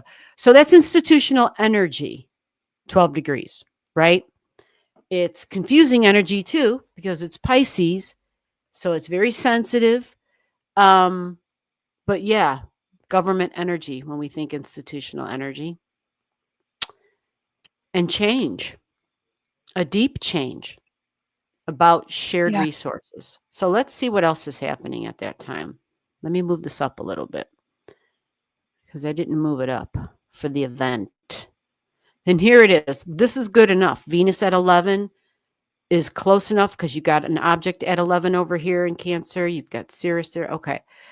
So let's see. Okay, let me see if you have anything at 18 over there. Okay. All right, so you're still going to have Saturn going through your 3rd house. All right.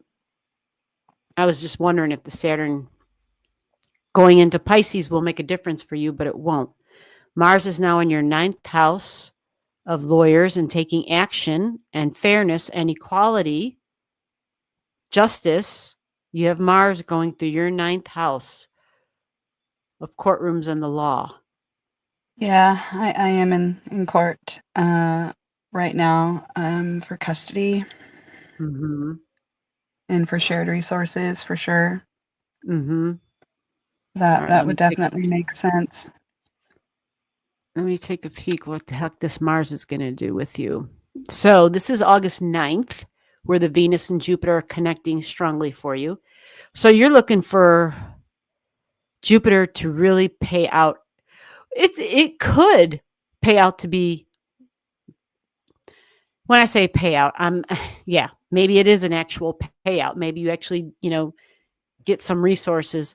But because your sun is, you got a loaded 12th. I forgot about that.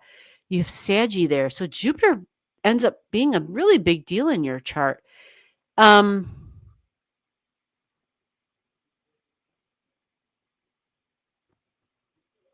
me see down there.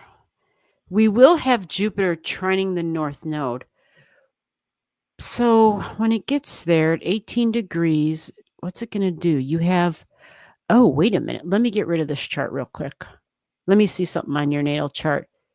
I think you have 18. You do. Okay. I knew you had something here at 18. At 18 degrees in Scorpio,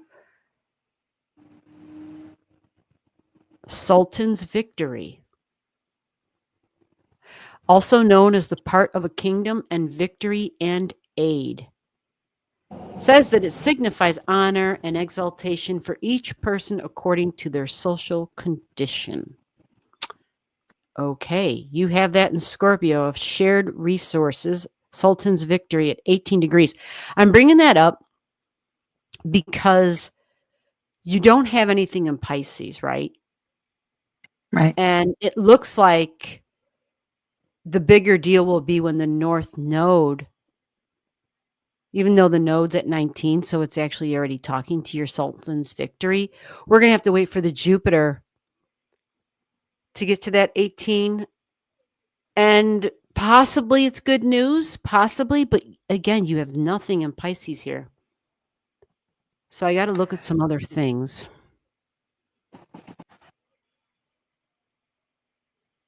All right, you have Pisces, you have Neptune at 26. That's a Taurus. That's a good thing.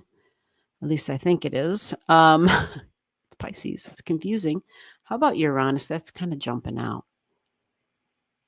Let's take a look at your Uranus. So where is your... Oh, I see it. Okay. Do you have it at 5? You do. Interesting. Okay. So this can make this tricky. You have Uranus in Saggy at 5. Now, the 5 degrees, children, fun, joy, creativity. Yes, it's all that romance stuff too. All right, let me see what is... Okay, so that's where Mercury goes back to the retrograde. Mercury goes back to 4 degrees. So when Mercury does that, it connects with your Uranus, but that means it connects with your Nessa too. This can be tricky because that would mean Mercury goes back and touches that Nessus. And when it touches that Nessus, it triggers that Uranus energy. Nessus is known to be about revenge. Yeah. I could, I'm just reading that from the software. No, that actually would make a lot of sense. It's my ex, and he's he's On a revenge definitely tour. yeah. Yeah, that really sucks. So you do have Pallas Athena there at 7. Let me see what else Jupiter can do for you over here with this connection. Maybe there's a beautiful sextile. Okay, you got something at 15, and you have 15 in a lot of different ways in your chart. Okay, you have the moon over here too. Okay, then that might help. Okay, so when Jupiter gets to this point, well, on this day, well, let me move it up a week. I'm sorry, I moved backwards to look at some other stuff. So here we are, August 9th. The Jupiter will make a nice sextile to your Virgo moon. And, you have that south node on your moon. So what's tricky about that is Virgo can be about the cohabitating kind of stuff. And it's the south node. And so the question is, you're going to have a south node on your moon. What are you releasing? Typically, right off the bat, because it's a south node and it's about releases, it also signifies one's superpower. And for you, having, the south node on your moon and a trine from Chariklo, you have Chariklo at 15. And see, the point of this is that Jupiter talks to both of them, and so does Venus. They're part of the story for you. So home and family, people you're deeply bonded to, and of course, mom energy. But shared values comes up big time, and your motherhood being shared is what this looks like in this chart, because that's your natal chart, okay? Yeah. Yep, that's your natal chart.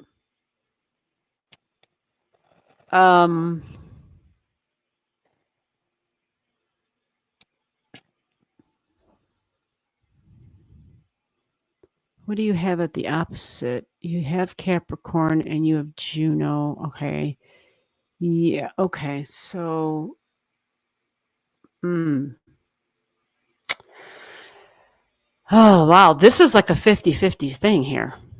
I would feel better looking deeper in some other charts because, this isn't you just looking for love. This is a serious thing. This is you and your children.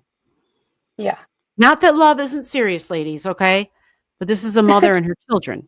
This is a whole different animal altogether. I mean, in my book, I'm not it is. even.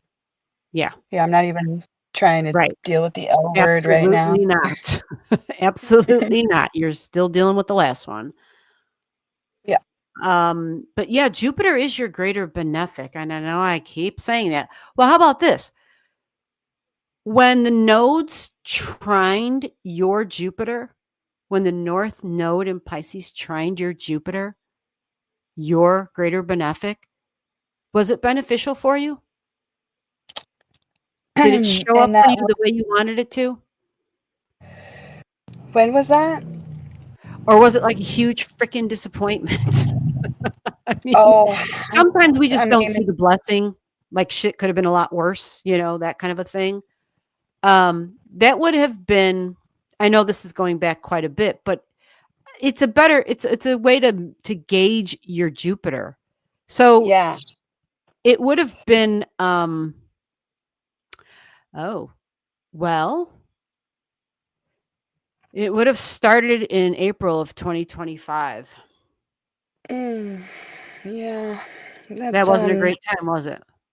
no, it wasn't. Saturn was there as well. But I mean, Saturn and Mercury were together with Venus. They were all clumped together, and the North Node. I mean, they were all together like a stellium. And so they all had a conversation at the table with your Jupiter. Yeah. So Yeah. the difference, though, it's I want you to see this. The difference is that Mars was part of that conversation too at 26. You see that?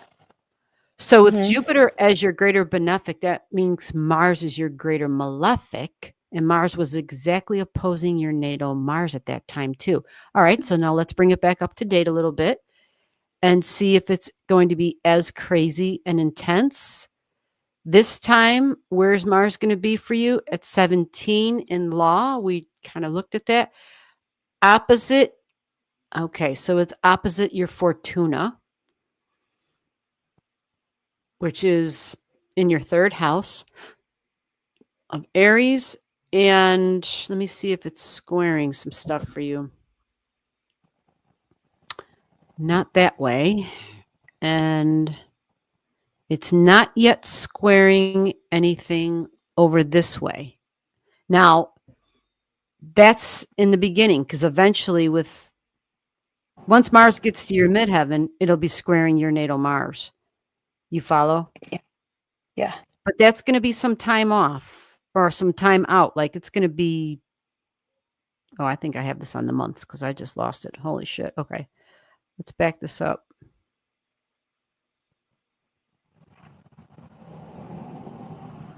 All right. So that'll be closer to, that's like September 11th. For Well, August. So what that means is from now all the way until September 11th, this great malefic Mars isn't throwing a square to that same energy it was doing before.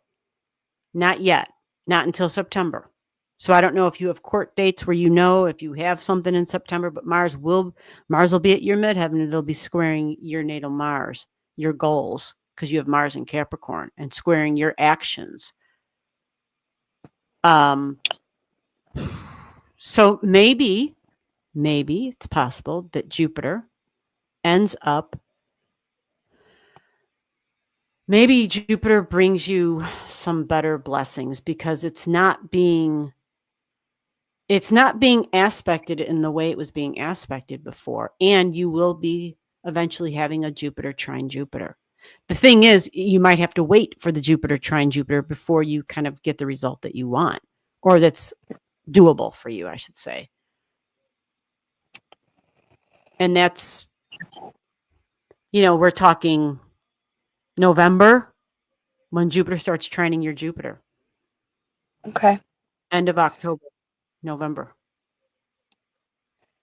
Yeah, that's that's because I look at a whole bunch of charts, and that's when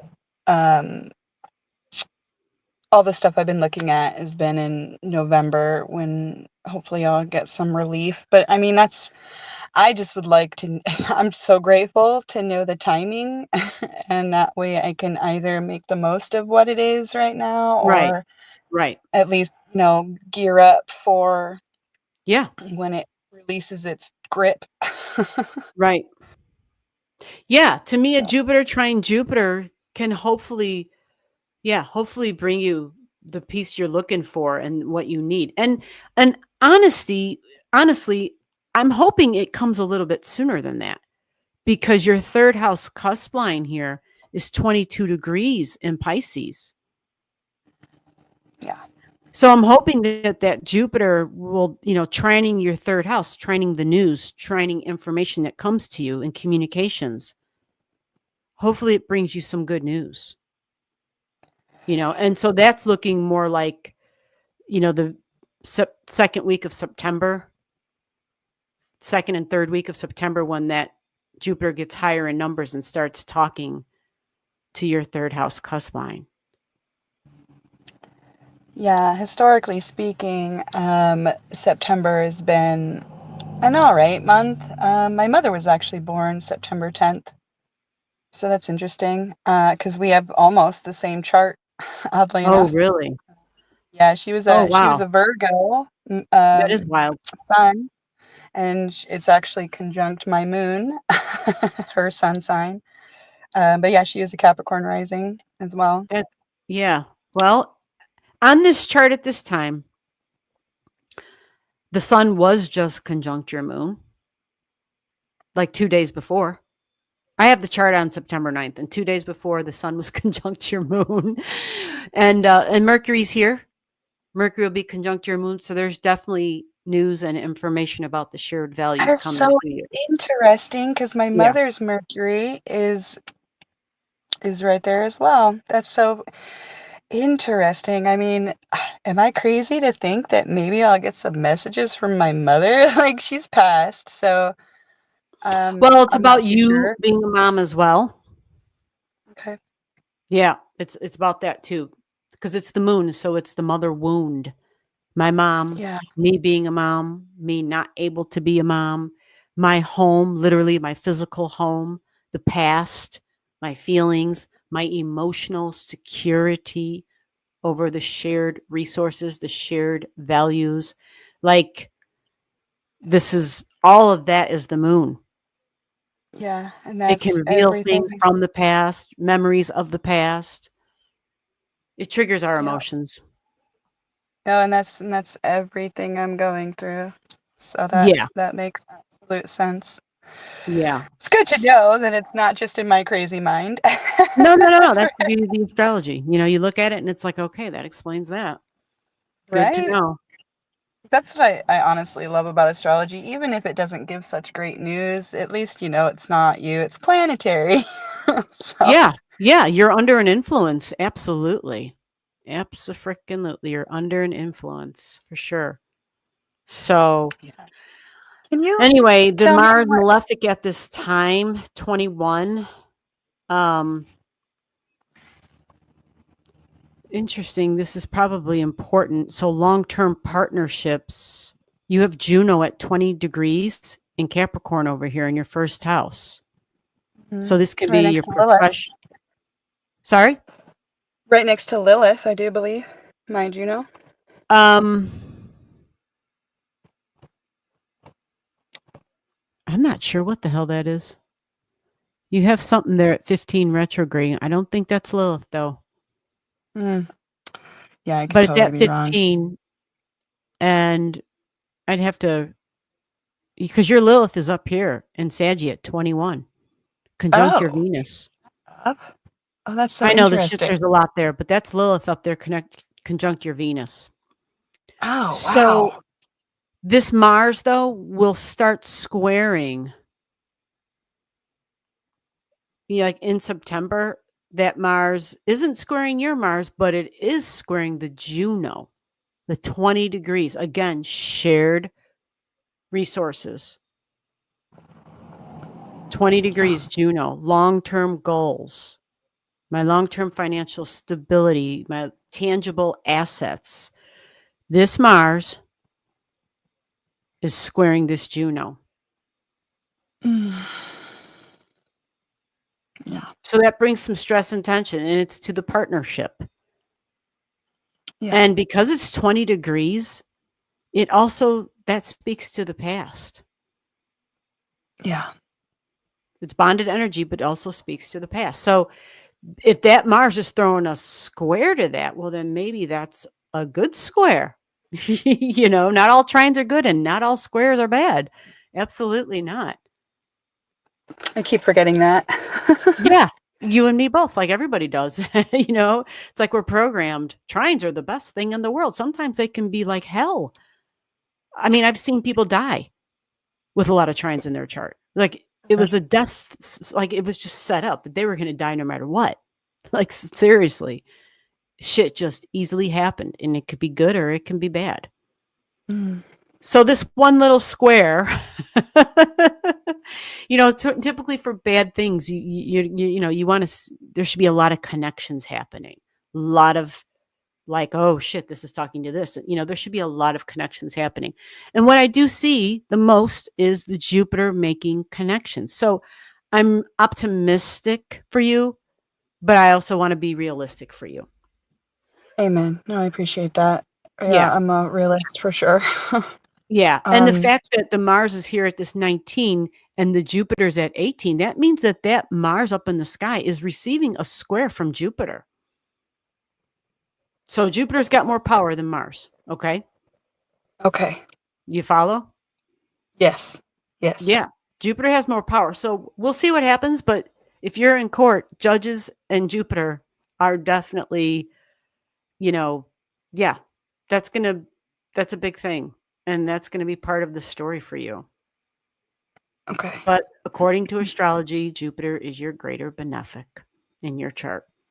And so it better pay out, because the way this looks, it looks like the judges are your partners. I mean, you've got Jupiter going through your 7th house, right? Right. Right. So hopefully it ends up being good for you. I know you've been struggling for a long time with this. This has not been a short journey. And I'm sorry that it sounds like it got more challenging for you since the last time we talked. Yeah, I appreciate that. Thank you. But like I said, yeah, the timing is key, because it puts everything into perspective, and then because I'm thinking in my mind, how can I make this work, right? Like, how can I, even if it is not so great, how can I flip it, or how can I at least build something for the future with that? Yeah. And so it's good to know, instead of it just being willy-nilly. Helter-skelter. Because shit's already helter-skelter. My God, if it wasn't for the astrology, right? It'd just be like, oh my God, what the hell is going on? Yeah. Well, no, I thank you for all of your time and all of your knowledge. Yep, you're welcome. Yeah. I hope that things get better, and if you got, regardless of the news, if you feel up to coming back and sharing what, then fine, that's fine. That would be great. But if not, that's okay too. We'll, it's a hard thing. It's a hard thing. Yeah. No, I appreciate all of you. Thank you. You are welcome. You take care of yourself. You too. Bye-bye. All right. Bye-bye. All righty. So are we, nowhere is next. You don't have their birth info. Then nowhere is not next if I don't have their birth info. That's how that works. Nowhere, I would have maybe, let me go check my email. Nowhere might have sent it in an email. Sometimes that happens, and my email is really whacked. Hold on a minute. I had to go back and, when you have to go searching through the old stuff. Let me see. No. Nowhere did not send me birth info. Okay. So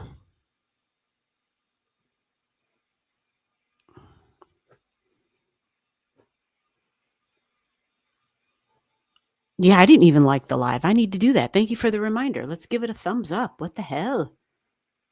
Click. There we go. All right. I appreciate that, Stacy. Thank you. Okay. So nowhere, you can always come back next week.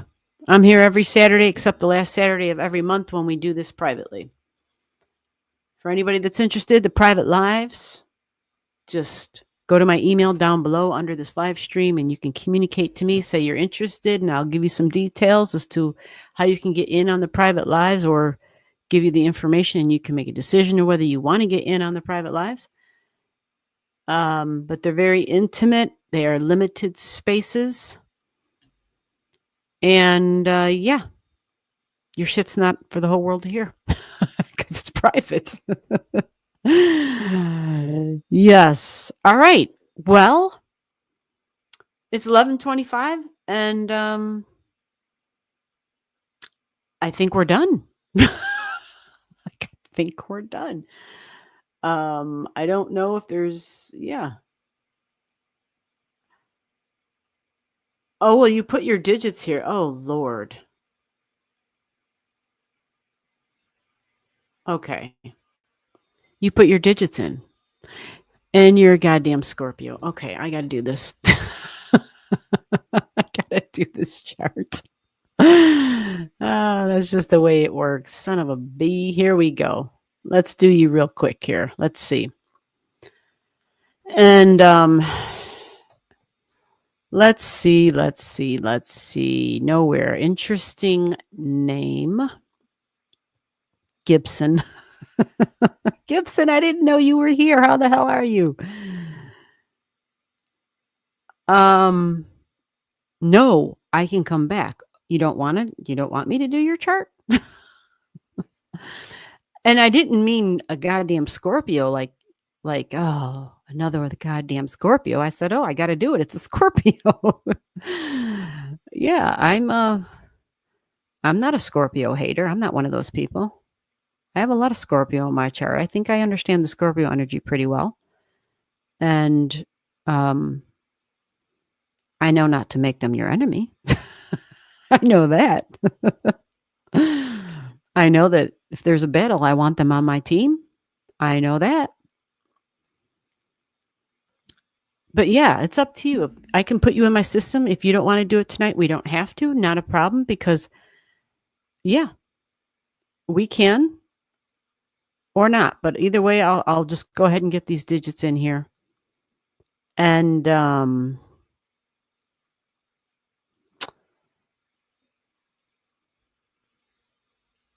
yeah, let me see. I mean, I know the November 9th part. Yeah, okay.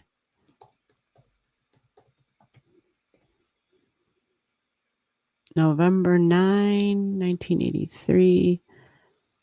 And what's that time? 8:46 a.m. That's so awesome. I'm so glad you had your birth time.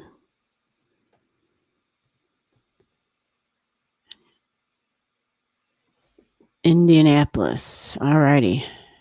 Can I spell is the question.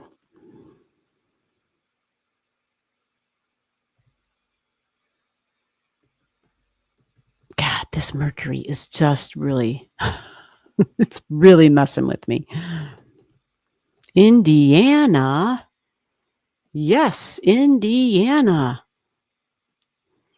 How about them fever? Yep, I just said that. I ain't saying another word. All right, let's move along. Let's move along. All right, so I actually have a chart here.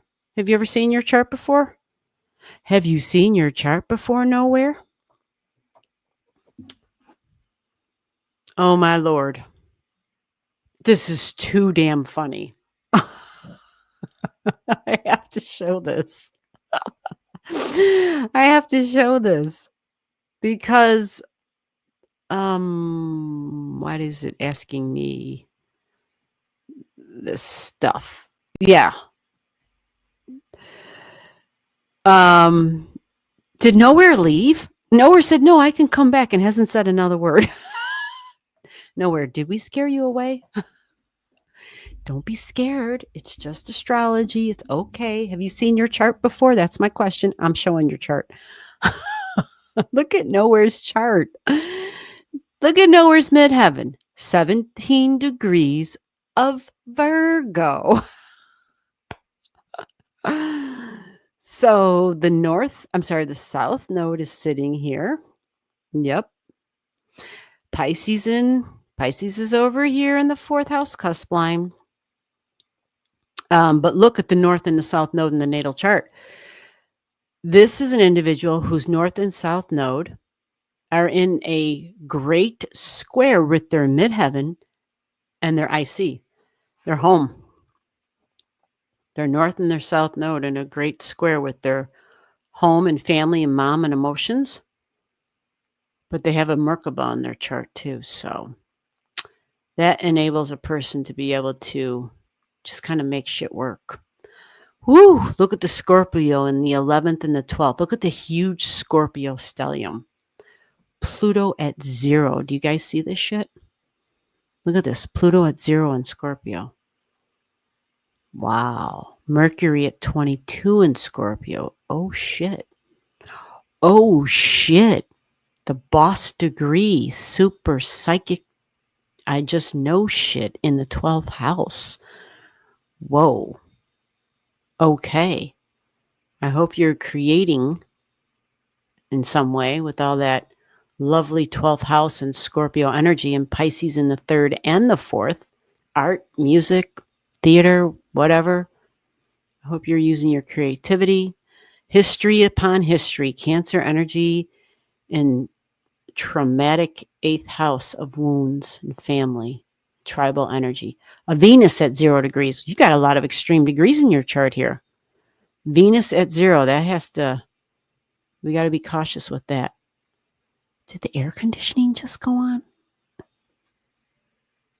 Maybe it got warm out. We've had really beautiful weather for the last 2 days. I mean, in the 70s. Freaking bizarre. And gorgeous. I mean, yeah, just gorgeous. No humidity. I mean, just freaking crazy gorgeous. So gorgeous. It's like against the law to be in the damn house. Like, that's how freaking gorgeous it's been. All right. So, a moon, Capricorn moon. Ooh, good God. Okay, so mom, interesting energy with mom and home. There's a bit of seriousness, yet at 12 degrees, confusion and maybe absent sometimes even. But a mom who's kind of like a dad even, and maybe you're close with mom. I'll have to see the aspects of this, but Capricorn can be cold and hard and not motherly at all. So that can make that a little complicated. Your sun and your moon sextile. So that could be a nice thing. Do you have a square to your moon? Well, yes. Persephone, I feel alone. Oh, I'm okay. Aries doesn't normally mind to be alone, but angry Eris is next to Persephone in the home. This can describe mom. This can mean really assertive and aggressive energy, a lot of action, but leadership qualities, but, energy that might need some alone time, that's for sure. Ooh, you got some 11 degree stuff. You got white moon and the Nessa together. Wow. Oh, it is freaking cold in here now. That is the air conditioning. I'm just in a damn t-shirt. Okay, you got Jupiter. Jupiter at 14. Oh, you guys hear that? 14 degrees. This person has Jupiter at 14. Oh. Okay, interesting. So, wow. Let me go back. I'm talking. Is this person even here? This person bailed, huh? They're like, I am out of here. Nowhere. You've been talking the entire damn time. I put your chart up and you go silent? Crickets? Ah, okay. So you are here.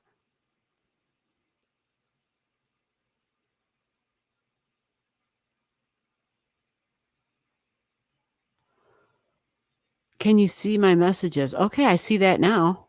Yeah, it was like a delay or something, huh? What the hell was all with that? Oh, you have seen it before. Okay. So, oh, good for you.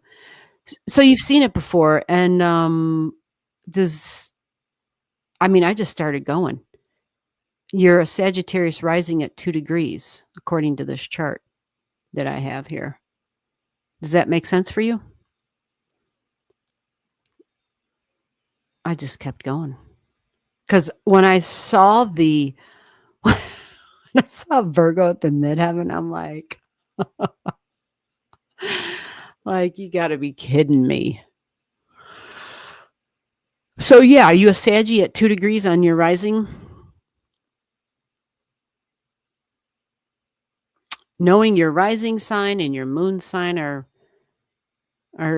important. But yeah, the Scorpio stellium you have is vicious. And I don't mean, I mean in I don't know. It's just there's power there, man. There's a lot of power when you mix Pluto and Pisces energy together. First of all, Scorpio energy, ruler is Pluto. Pluto is exalted in the 12th house. It's exalted. So your Scorpio in your 12th, I imagine people don't get away with making up stories to you. Like if people try to lie about shit, you'd be like, that person's full of crap. They are lying through their damn teeth. Taffy is at the door. Let me go open it. Yeah, I didn't even see if you wanted you tried the link. Does it work? Oh, you're here. I'm sorry. Let me get you in here and then I'm going to go answer the door. All right. Talk to the group. Are you there? Can you hear me? Oh, yeah, we got you. Cool. Awesome. Okay, hold on 1 second. Okay.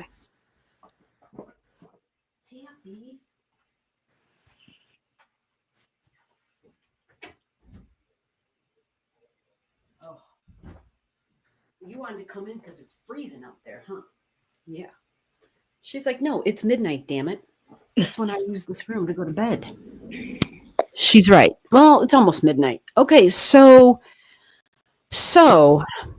do you use your creativity? Are you a creative person? I am.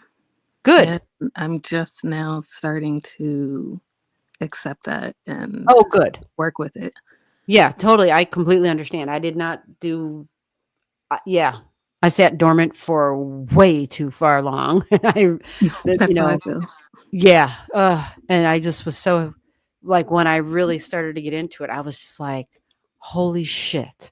Why the hell didn't I do this sooner? But don't beat yourself up over I don't. And it's just what life is. We have other stuff to take care of. So yeah, you have a Venus at 0 degrees in Libra. Do you know about that? Like, do you know about it? I mean, I know Yours is that pretty it's there, serious. but I don't know what it means.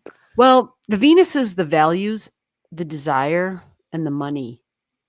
Oh. Yours is in relationships in Libra. Now, because yours is in your 10th house, I think this is a blessing for you because it makes it professional. You follow? Mm-hmm. It can make a smart Venus because 0 degrees is extreme. It's intense. It can be extremely focused on relationships, but professional relationships. But for females, this can also be on finding a partner, a long-term thing.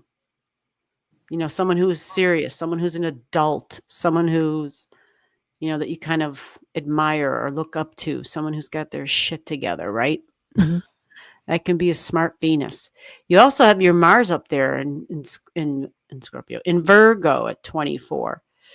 So I think it's good. Like you're actually having a Mars return because Mars is in Virgo right now. It didn't get there yet, but you will have a Mars return when Mars gets there. So you'll start a new 2-year cycle. And it's my physical body and taking action. So the things that you do at the job or what you do for work, or maybe just related to your health and your day-to-day routines. But these are long-term goals for you. Your tasks, your projects, the things that Virgo energy is all about the details and it should be practical and tangible. make it make sense type of energy. Mhm. So whether you are, I don't know, if you gotten involved in the service industry, healthcare, nursing, like these are all kind of Virgo things. It can be, you got the Virgo at 17, like that's a Leo degree. That speaks to children and fun and creativity. Virgo is really practical, likes to serve in a really personal way, one-on-one, you know. But it can also be like this, the fixer, the troubleshooter, the one who has, 5 different ways that they can do the problem solving. Like there's more than one answer type of thing, Yeah, that definitely resonates. Well, you have your moon in Capricorn, and that's a really focused energy on the goals, and it's in your second house of income and money and values. It's also that mother stuff I was talking about too, though. Mm-hmm. So because it's a moon in Cappy, it can be kind of tricky because usually moon energy is warm and soft, but Capricorn is hard and firm and cold. It can even feel detached, like if we have a mother that is that way, because mothers should be nurturing and comforting, Mm-hmm. But this Yeah. can just be a very serious mother type of energy It's where she both. does not play. It's both. Like the cold detached, when you said that earlier, I was like, oh yeah, that's definitely it. But it's kind Yeah. of weird because I think, because she doesn't have her birth time, but she has like a Pisces moon, which I Oh, thought was more. that's hard. A Pisces moon is difficult. Is that the detachment? Hell no. Oh. Well, let's check this out. The detachment thing is normally with the Aquarian energy. Mhm. Like it detaches. But at the same time, because Capricorn stays fixated and focused on the long term, and it's very serious, it's all about duty and responsibility and feels very cold. And so it can feel like it's detached, like it has no emotions and feelings, Mhm. But the Pisces moon, a Pisces moon can be flooded with emotions and feelings. And so when a person with a Pisces, and they're the sponge of the zodiac, they get easily overwhelmed. So what happens with Pisces moons is if they know that they can get overwhelmed, their only way to stay safe, basically, because when I say overwhelmed, you feel like you're drowning. Mhm. You follow? Like emotions of others, you feel them and you feel like you're drowning. So for them to survive, their survival mechanism, knowing if they know this about themselves, would be to harness some of that cold moon energy that they have, the Mhm. detached moon energy, the serious moon energy, so that they don't allow themselves to dip into those emotional waters. That Because actually if they makes so go much there, sense. say that again? That actually makes so much sense. Yeah, because if they go there, it's hard to get out of. Mm-hmm. It's hard to get out of. Some people turn to substances and substance abuse with Pisces moon. And if we don't do that, then it's going to be chocolate. It's It going was to the be chocolate. sweets. It was It's going to be yeah. the legal substances. It's going to be Mhm. alcohol. It's going to be the things that are socially acceptable. But addiction with Pisces is big, just like with Taurus. You Wow, follow? that makes so much sense. Like I feel like just in the last 2 minutes, I see my mom in a whole new way because I absolutely get that Yeah. on a whole new level now. Wow. Yeah, and it helps to understand it's that a lot of it is a survival mechanism. Mm-hmm. Yeah. It's a Whoa. coping mechanism for them. Okay. And you have Pisces in your 4th house. The 4th house is mom, and you have Pisces there. And you said your mom's a Pisces moon. Bam. Mhm. Oh. And so she probably has to check out because Pisces moons need respite, which Mhm. means I need time alone. And so I can speak to this. People may feel like, oh, that person is really private and they don't want to socialize. And it's like, Mhm. this is a matter of survival. You And I used to follow? take that personally, but then Exactly. You can't. yeah, I They have can't. to survive. They have to have, because there's only so much of feeling everybody else's shit that you can handle, hmm you know? Which I kind of understand too, but I just Well, didn't yeah, you do, process it because you have enough. Pisces in the 3rd house hmm and in the 4th house. Absolutely. And you have a ton of that Scorpio energy in the 12th. The thing about Scorpio, though, is it's got a lot of power. They were born for war. So they can kind of feel like, I can handle it. I can take it. I can do it. They kind of power through. They hmm push through because they were born for war. They always have to have a mission. They always have to have a battle. They always hmm have to have a fight of some sort that they've got that's going on. And it can be the silliest of things or it can be the most serious of things. It's better off to always have some side battle going on or some side mission going on, hmm because Scorpio energy wants to fight, because that's what it was born for. So if there isn't a battle, it'll create one. Oh wow. Oh, does that sound familiar? Yeah. Because it's in your house, your 12th house of subconscious. So if it's Mm. subconscious, you can probably look back upon it and be like, oh shit, I can relate to that. But in the hmm moment, you might not be able to relate that you're doing it.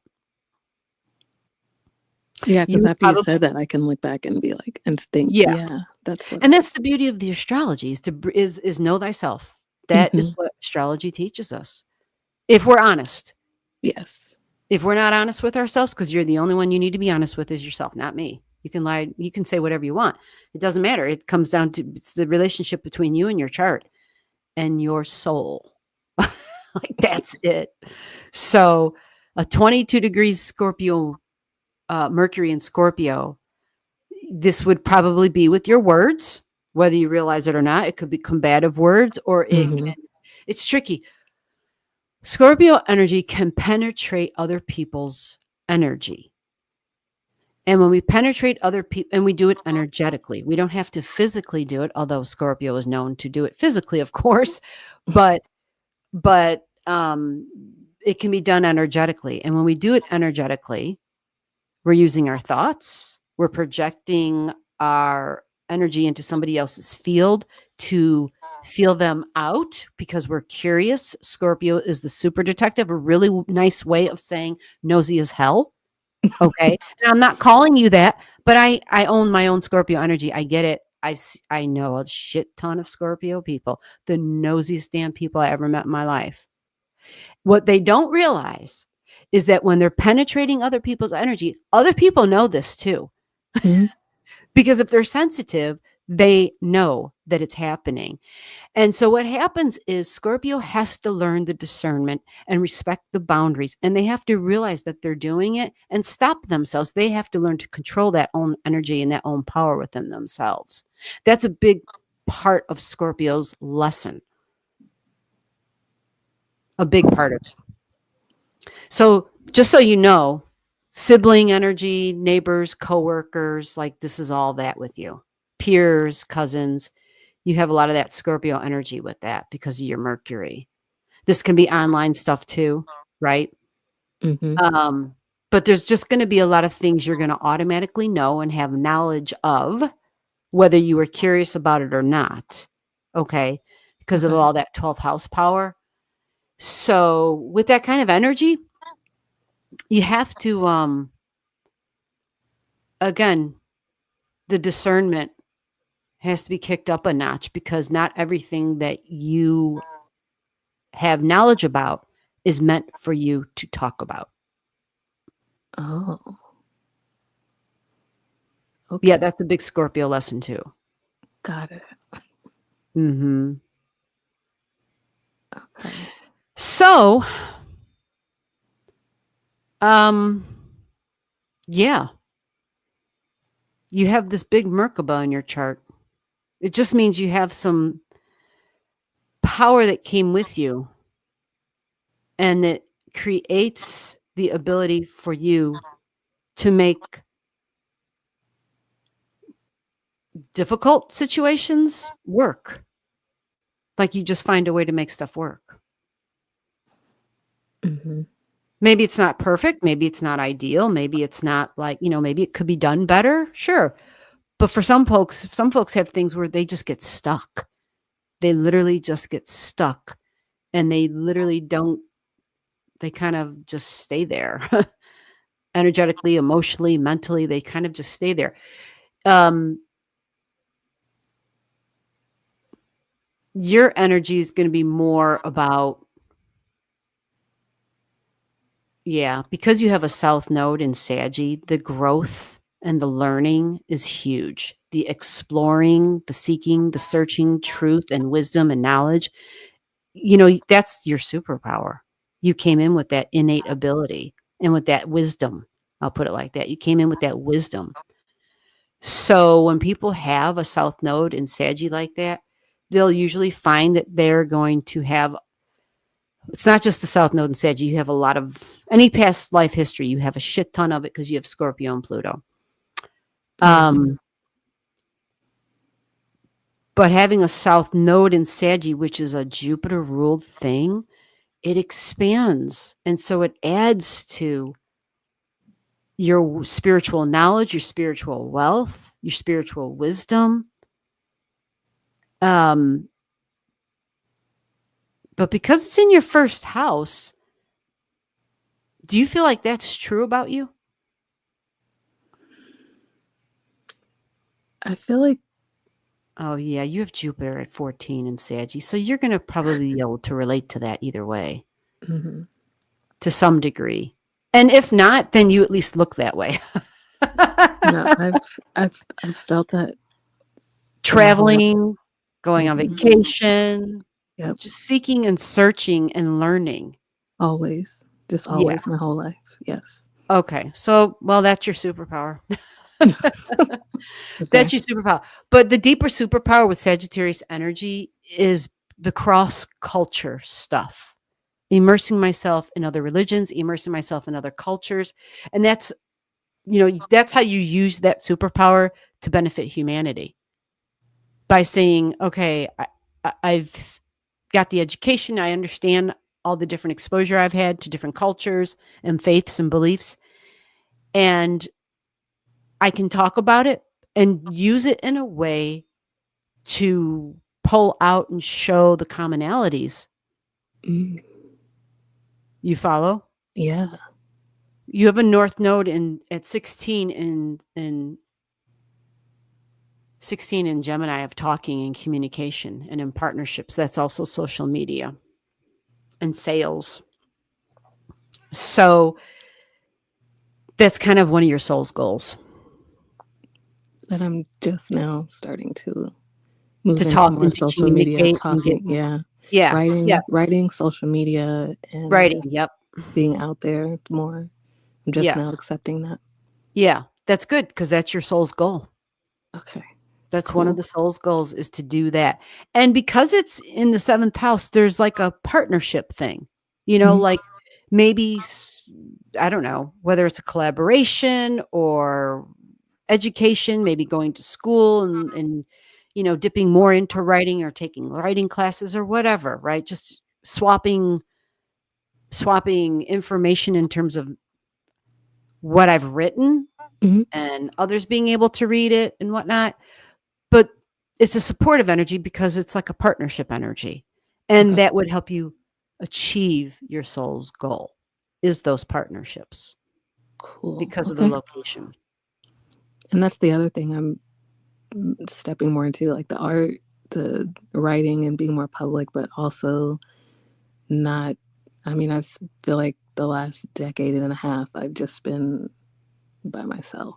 So going out more Solitude. and Well, the by myself and the solitude is Pisces, and you have Pisces in your 3rd house and in your 4th house. You follow? Mhm. So what happens is when we live, different parts of our chart get activated.